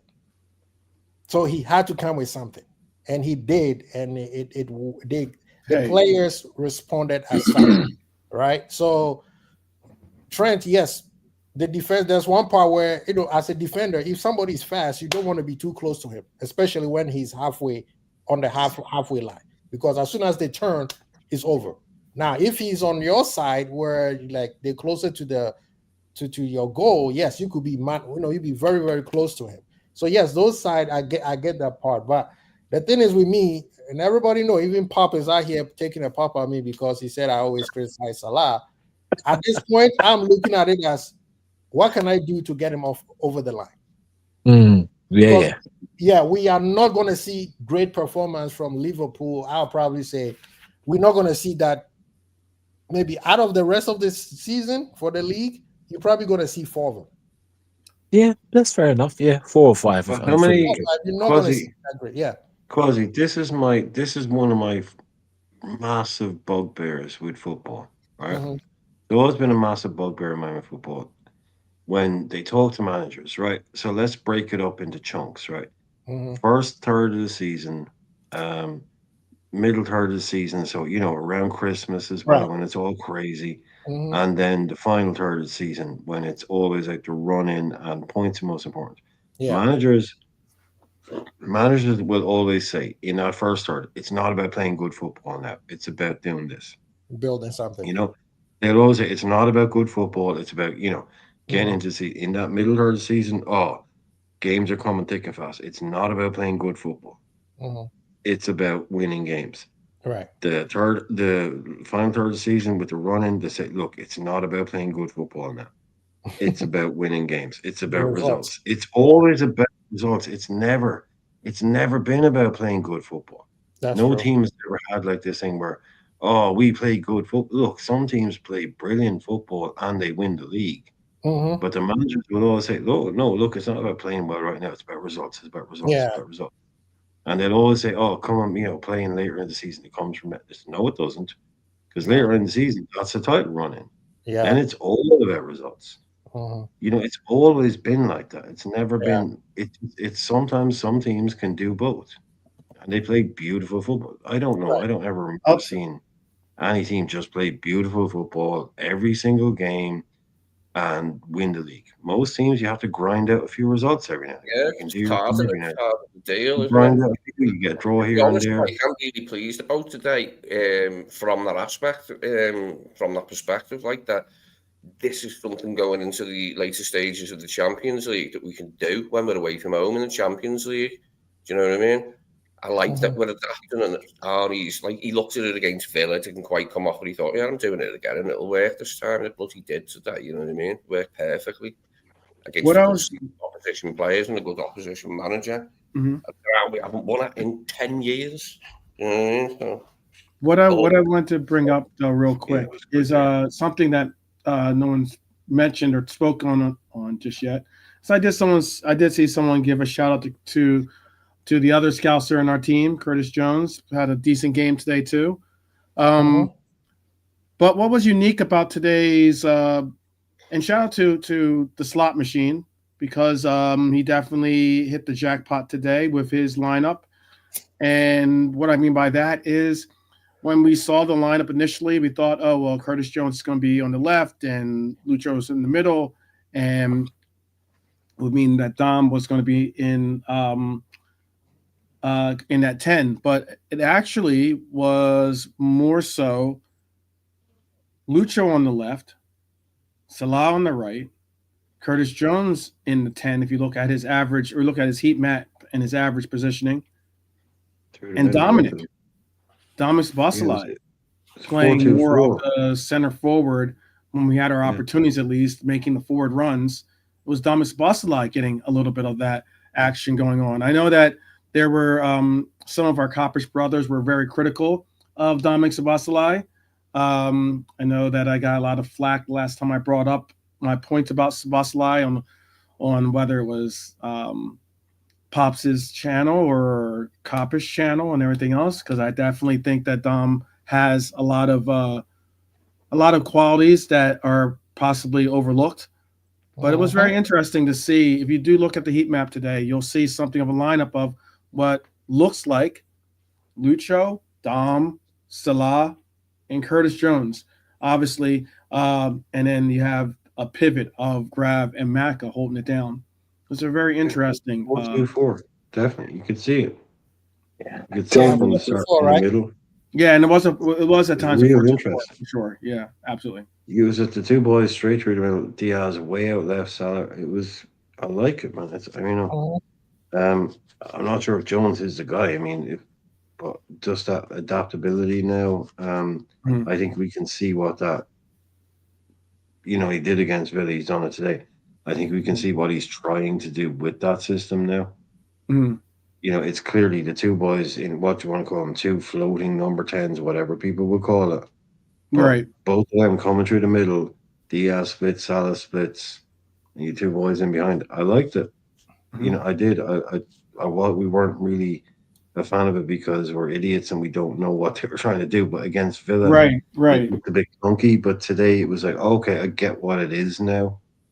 I know Lee was talking about wanting to pay a bit more kind of attention to the match today, see what actually. And to me, it was like, okay, I can see what this is now. It's like those two boys going through the middle. Jones isn't wide left. Dom isn't wide left. No, they're both central. They're going through the middle. We don't have a number 9. And this is what we're doing. And it worked today. This is what I said today will be just a great game to have a plan, execute that plan. And I think even with those possession numbers and all the passing numbers, which look bad if you just look at them, I think we played the game we wanted to play today. I think that's the game we wanted to play today. Yeah, I mean, it was a counter-attack football at its best. It was ugly, and the good thing that we made it ugly.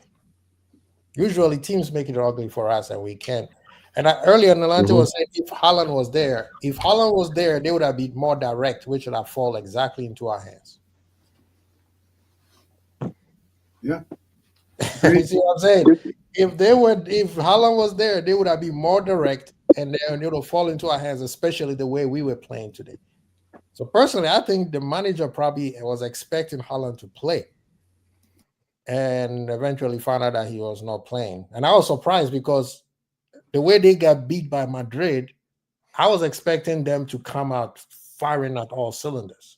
So that's also part of the whole thing that I was talking about, the occasion, that this part of the occasion where you have to play it very smart and not try to play sexy football to beat them so that you'll be like, yeah, I killed them and I step on their toe. No.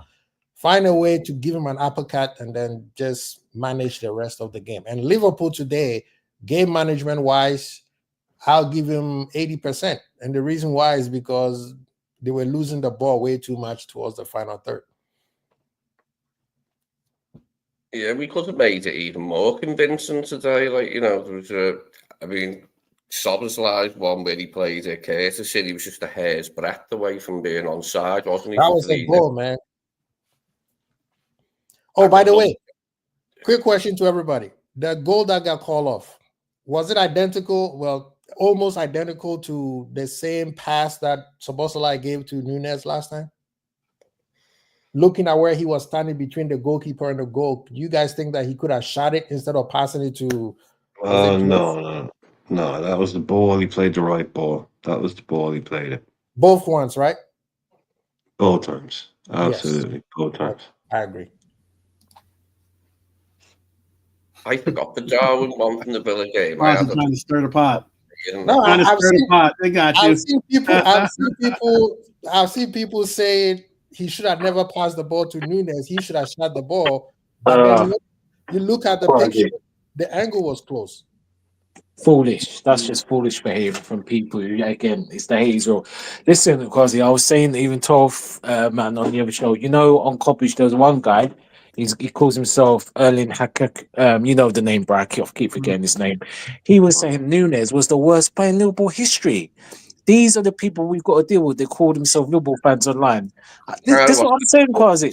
Like, you don't have to like him, fine. You don't think he's good enough, but this is what we're dealing with. This is some of the fan base we've got to deal with. Idiots. Idiots like that. And when I questioned him, he said, oh, it's the buy, it's the fee we paid. I said, have you seen the players that have played for us for you to be saying that? Idiots. Yeah. The idiots. Yeah, I've heard that as well. I've heard about the whole Sobo thing. They're like, but I was like, come on, man. Oh, I'm like, how? Really? It's all water under the bridge, people. It's all water under the bridge. Anyway, we won 2-0. You're right. We move. Yeah, Let's not go there. Let's not go there. 2-0. 2-0. We move. Water under the bridge. You're right. I'm just league. We got past possible. This is a cycle. I don't know when's the last time. I was gonna say I don't know, Quasi. When's the last time we've actually beaten City twice, home and away? I think the last time we beat them in the league. No, we haven't beaten them in the league. In the league. When's the last time we beat them in the league? Last time we beat them in the league. Double in the last time we beat them, we done a double. 10 years ago. Double in the league. Yeah. 10 years ago. Yeah. Which year? 2016. 2015-2016 season. Oh yeah, at the beginning. Yeah. Oh, okay, that's right. But then we beat them in Champions League twice. Yeah, but in the league, in the Champions League. Yeah. Okay. It's a long time. Yeah. Yep. 10 years. A long time. 2015. Yep. 10 years, people. Like we said, that's the last time we beat them at the Etihad was 2015. In the league, obviously in the league, but that's a long ass time. We've just gone and flipped it on its head. That's it. Yeah, today you could not have asked for more than that. I know Arne Slot is going home now and going, that's exactly what I said would happen. That's exactly what I wanted to happen. That's exactly the way I wanted it to happen. It's not like we won them or we won a game. It was a crazy one, 4-2. I had to bring the boys on. We got a pen. He was like, no, I mapped it out like this. I wanted to do it like this. We did it and it fucking worked. The confidence that you will take from that is enormous. Not just the win, but the fact of what you wanted to do. Yeah. But the plan that you had, you put your plan in place and it worked. There's nothing, when you tell a player that, look, if we do this, we'll win. Trust me. And they do it and they win. There's nothing better than that. Like this, to me, this has flipped the switch back the other way now. Those little games against Villa and Everton, rough couple of weeks, right? Cool. But this is a statement win. This is the definition of a statement win. A champions win. A champions win. Because people think because City is so bad, it should have been easy. Go there, beat it because Spurs beat them 4-0. No. The occasion. I had it down as in my head it was a 2-1, but I said 2-2 because I said, look, doesn't matter now. Actually, at the time, I didn't know Haaland was out, but even that, I said, look, it's still City away. They've still got players, I was hoping we could go and do what we did. I was hoping we could. The fact that we've gone and done it now, this is a huge mentality win. This is one of those things where you just don't go, you just don't drop from something like this. This was the game. This was the game. We didn't scrape it. Penalty. We just went there, dominated. Well, not dominate possession or passing wise, but we just went there, never gave a sniff. Took our 2 goals and our 3 points and went home. And Kevin De Bruyne is just walking off the pitch, basically retired. Guardiola literally, he retired from the DPL. You're right. That's a rest. Crazy. Just crazy. This is a monumental. Arsenal, look, Arsenal could not do what we did today. Arsenal couldn't do that. Arsenal couldn't do it. And they got beaten at home by West Ham and couldn't score. And in the same 48-hour period, we went to Manchester City and did what we just did there. If that doesn't tell you everything you need to know, nothing will. I was listening to Chris Cannon. He said that the 3 games that we had via City and Newcastle, he said, even if we get 5 points, it's still good for Liverpool. And I was like, nah, I need minimum 7. So we're on track on getting that. But no, I have to big up the team today. You know, the manager, and the manager, he stood on business today. Remember, he's waiting for a suspension. Yeah. He's waiting for a suspension. His team has not played well in a while. I wonder when that suspension is going to kick in too. You know what I mean? And He last delayed it right. He delayed it right. He's in the dugout for the big games. Fuck it, I missed that Southampton shit or whatever. Yeah, He's exactly. like, yeah, he's like, I just delay it until, you know, make sure I'm there for Man City. How many games? I is he think gonna 10 out miss? of 10 for Slot today. How many 10 games out is he of gonna 10 for Slot. I agree, Ryan. 1,000%. How many games is he going to miss? It was a flash, right? Red flash, or I think Better it's only one for what happened. I think His 3 is direct the max. because it was I think called. 3 is the max he can win because if he appeals it, and then they say, Yeah. no, they He can didn't add appeal one. it yet. I know, but Yeah. so it's two So matches. it could be I'm one. just trying to figure out maximum how many games you three. probably miss because it'll mean that he'll maybe would that impact possibly would that That's what people are saying. It might depend on if it's 2 or 1. Yeah, that's the question. Does it impact them being a part of the League Cup? If I was him, I'll take Newcastle and Southampton. In the football judgments, he'll only get 1. That would be proportionate for what happened. 2 is 1 too many. 1's okay, but banning him for 2 for that because he shook his hand like a bit too hard or something stupid like Oliver said. No, it was. No, don't fall for that. That's fakeness. It was what he said to him. It wasn't because of handshake. Which I'd love to know. I'd love to know what he said exactly. No, it's out there. You can look at it's out there on transfer. Can you tell me? We did it before. We did it. You were on here, obviously, but I'm not looking it up now. But yeah, it's out there. Basically, what he said to him. Okay. It was the whole that's a disgrace thing. That should be enough, shouldn't it? Yeah, that's the thing. You see, he was already like Pops was saying there. He already had one. Sorry, Lee, but he was already banned. He already got a red already this season. So if you get a second one, right, it's an extra punishment. So, and we all know that if you appeal it and they knock it back and they look at there was no reason. Yeah, there's no way they're taking it away. Furious. He's going to get another one. Yeah, there's no way they're overturning it, but yeah, he might as well just settle for the 2 and just keep it moving. Hopefully, say like the Newcastle, at least the Southampton game and something. If you can, no, it's you going don't to want be. to miss in the cup final. He should. It would be fitting if he got them. If he ended up missing, I guess, the Newcastle Southampton and the basic because the 2 games back in the league are Southampton and Newcastle obviously coming up. But if he's able to get into that game, that'd be good because it's an important game. But he can miss the Southampton game, and then he would have to miss possibly the Everton game. How do you think it goes down if he defied them? Like If the cup in disguise in like a mac and a wig and sunglasses or something like? Do you think that'll go down? I don't know if that'll work. I don't know if that'll work. It would be a good surprise if he walked on onto the pitch of hair or something like that. Yeah, great big like Carlos Valderrama wig or something. A big coat. You can't tell it's him. Yeah, that'd be good. Oh man. Is there anything else you guys wanted to point out or speak on? Chat, you're more than welcome to bring up something. Any questions you have for the panel before we're coming up on 2 hours here? Is there anything you guys wanted to? I would say the fans. Yeah, we get emotional. That's why we are fans. But let's get these guys over the line. We are almost there. Almost there. Nalante wasn't wrong what he said. But the only thing I would say against it is the occasion and where we are right now. If we can play sexy football and win, hey. At this point, just give me them trophies. Right? Let's win it before Champions League start. I was hoping that by the end of February we would have won it would have been dusted.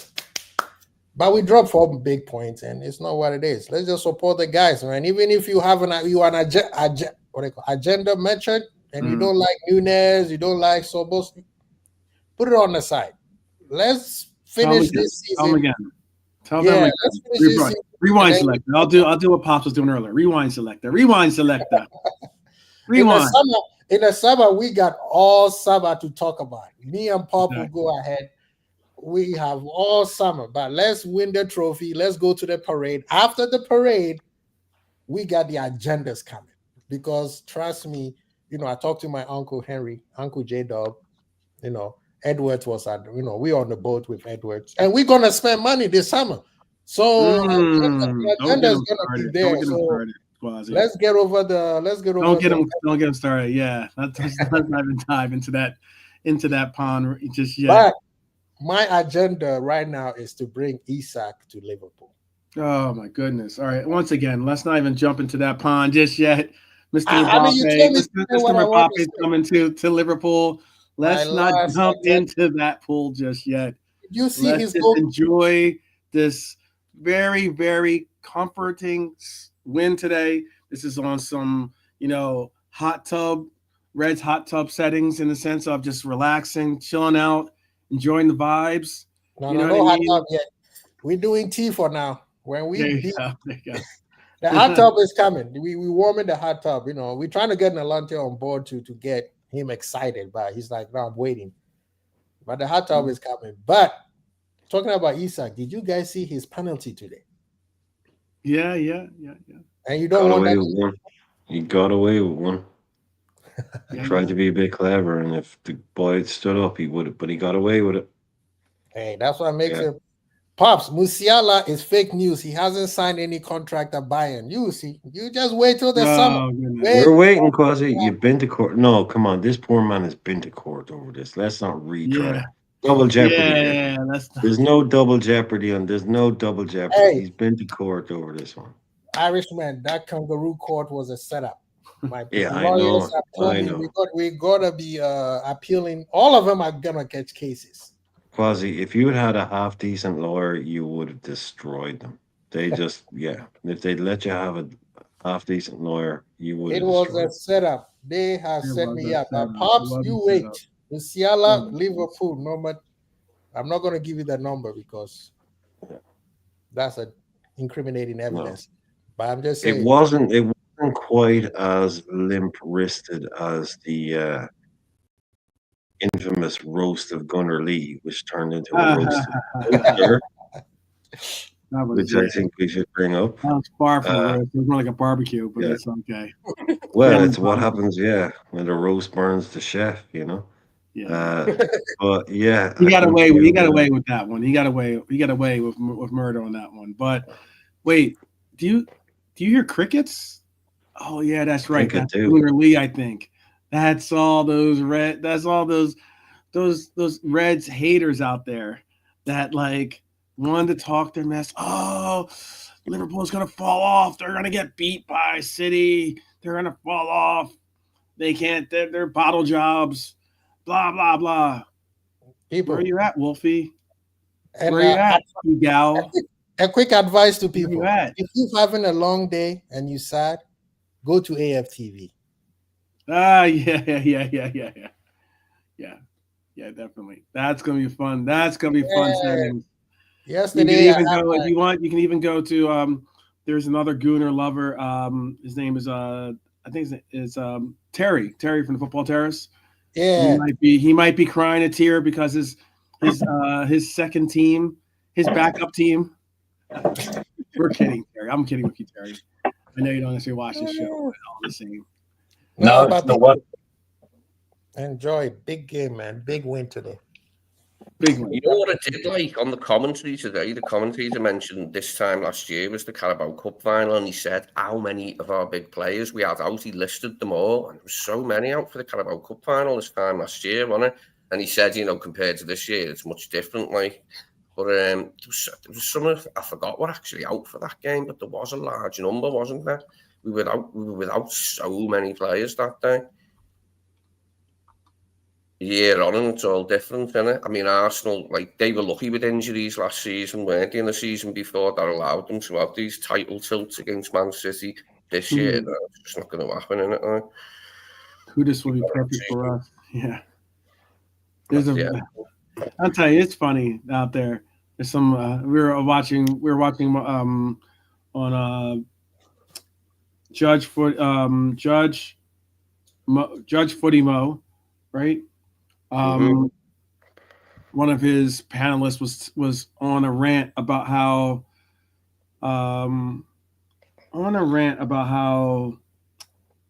what's his name? He just got injured for United too. Ahmad. Yeah, Ahmad. Yeah, Ahmad. Yeah. Ahmad is better than Ahmad is not only better than Kudus, he's better than Saka as well, apparently, in his mind. And I was just like, that's another clickbait up right there. Yeah. That's touching it. Actually, Igal thinks that it was, who did he say? He's speaking on the fact of like because it was on the one that Max is speaking on, and how he doesn't rate, he rates Havertz over Kudus. Actually, that's what he said, something along those lines. The guy's lost in his sheep. Some of these guys are that's what you're gonna get. Yeah, man. Working for some takes, because that is a wild take. Havertz is horrible, but he's not better than Kudus. Come on. I was worried for Kudus, but since Porter came in yesterday, he played like almost was Ajax. Like Kudus, he did bad the goal. Listen, Quasi, man, we need to speak to our contacts, get this guy out of our club, man. Bro, he needs to leave. I was hoping he would leave in January. Yeah. Ever since he been on West Ham, Ghana has not played well. I'll leave it at that. Let's not go out. Our team in the shambles. Those are different agendas right there. Those are different agendas. But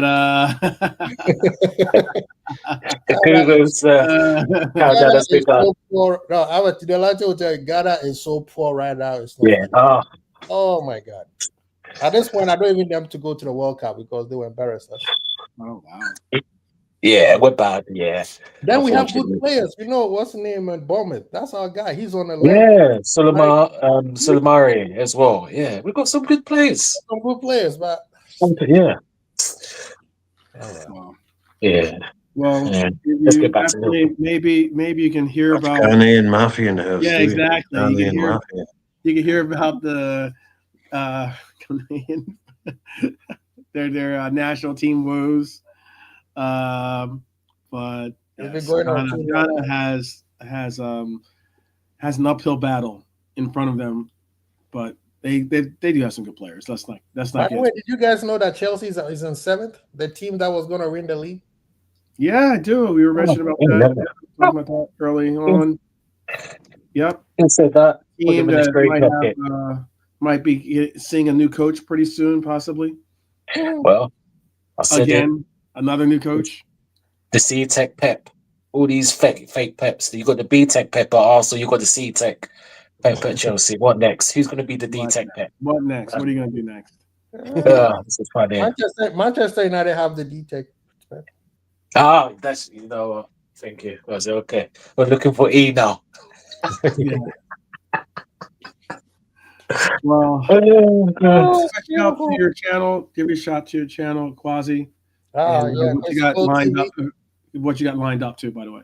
Crazy Ball TV. I was out of commission for a little bit, so I just got back. That's why today was my first watch along. So I'm thinking of doing a few more shows, even if it's 10-15 minutes. Chop it up with the people. Like I said, we could all criticize the team, but they need us to push them over the line. You know what I mean? Absolutely.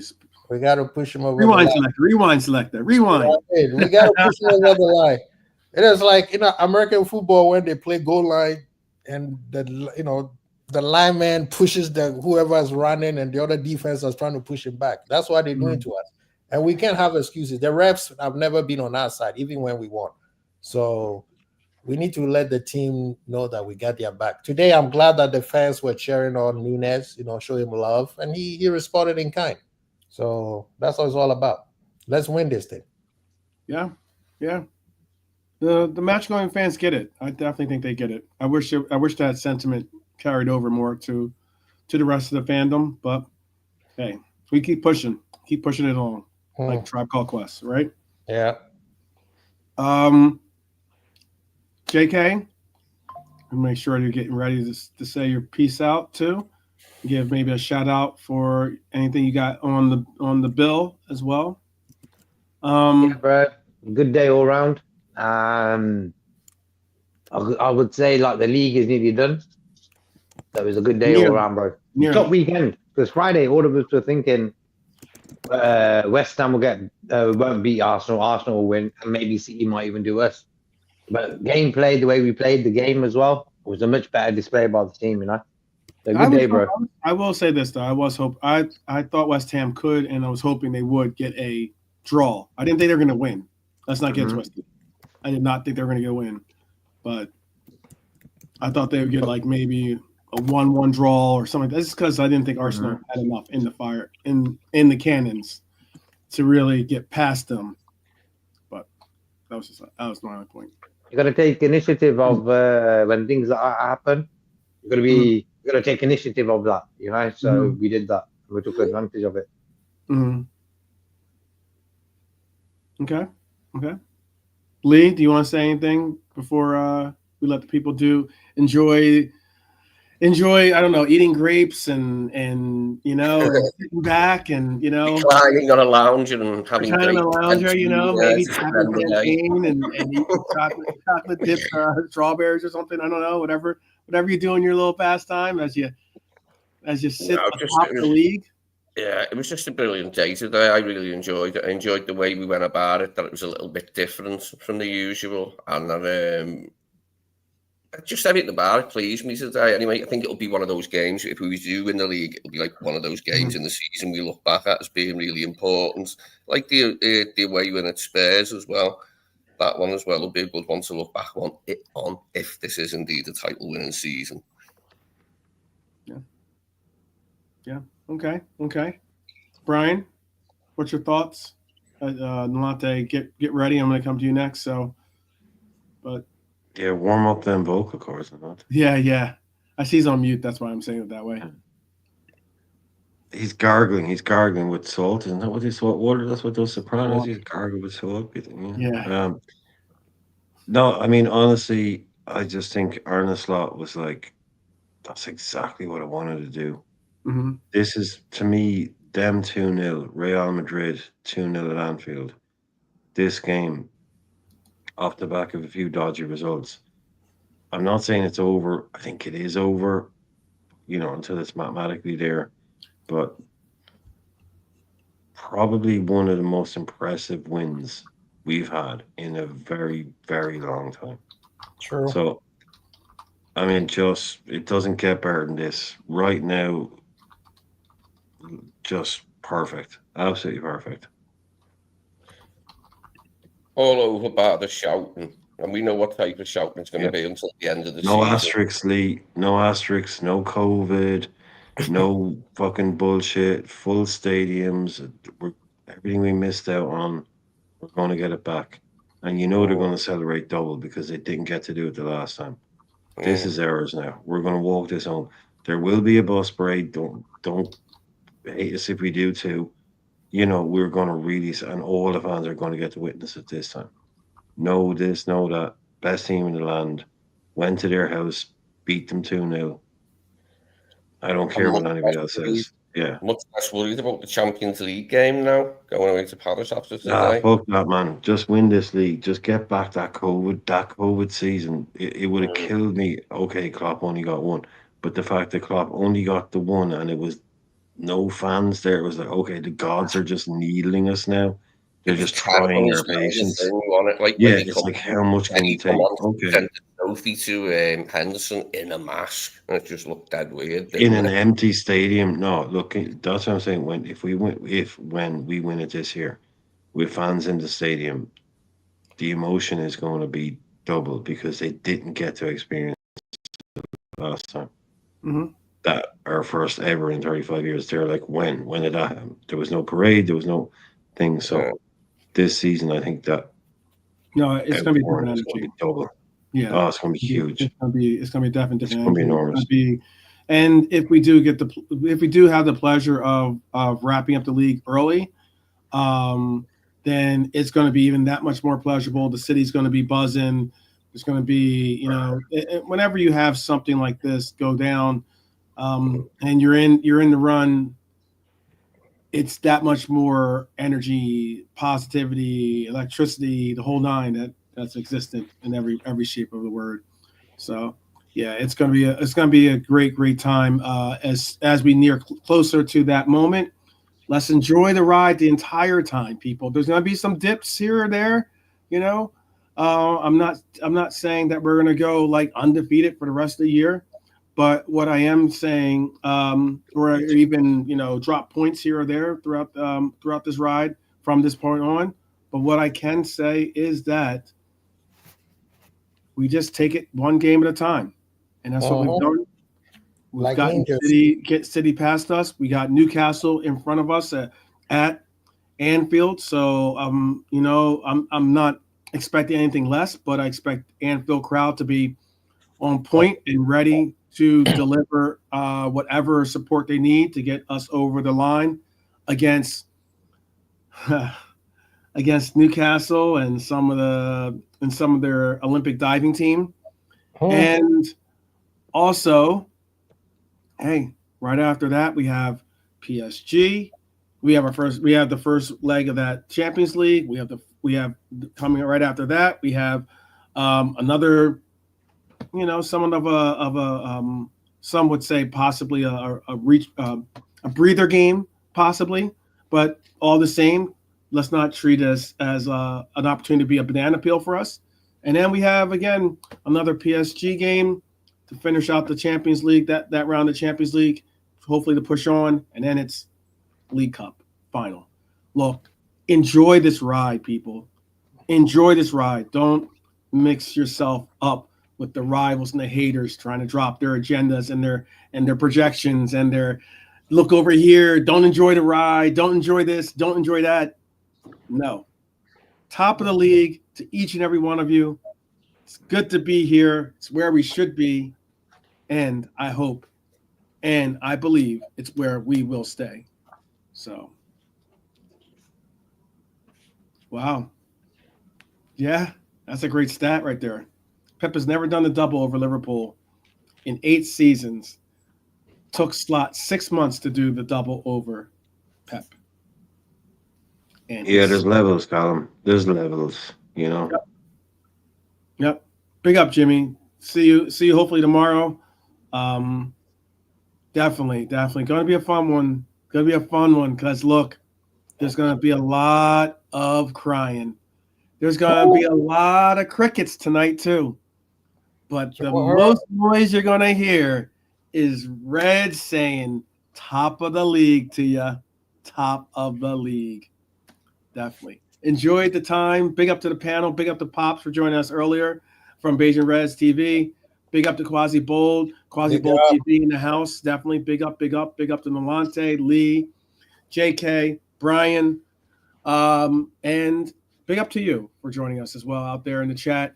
We will see you tomorrow. We're going to have a match review.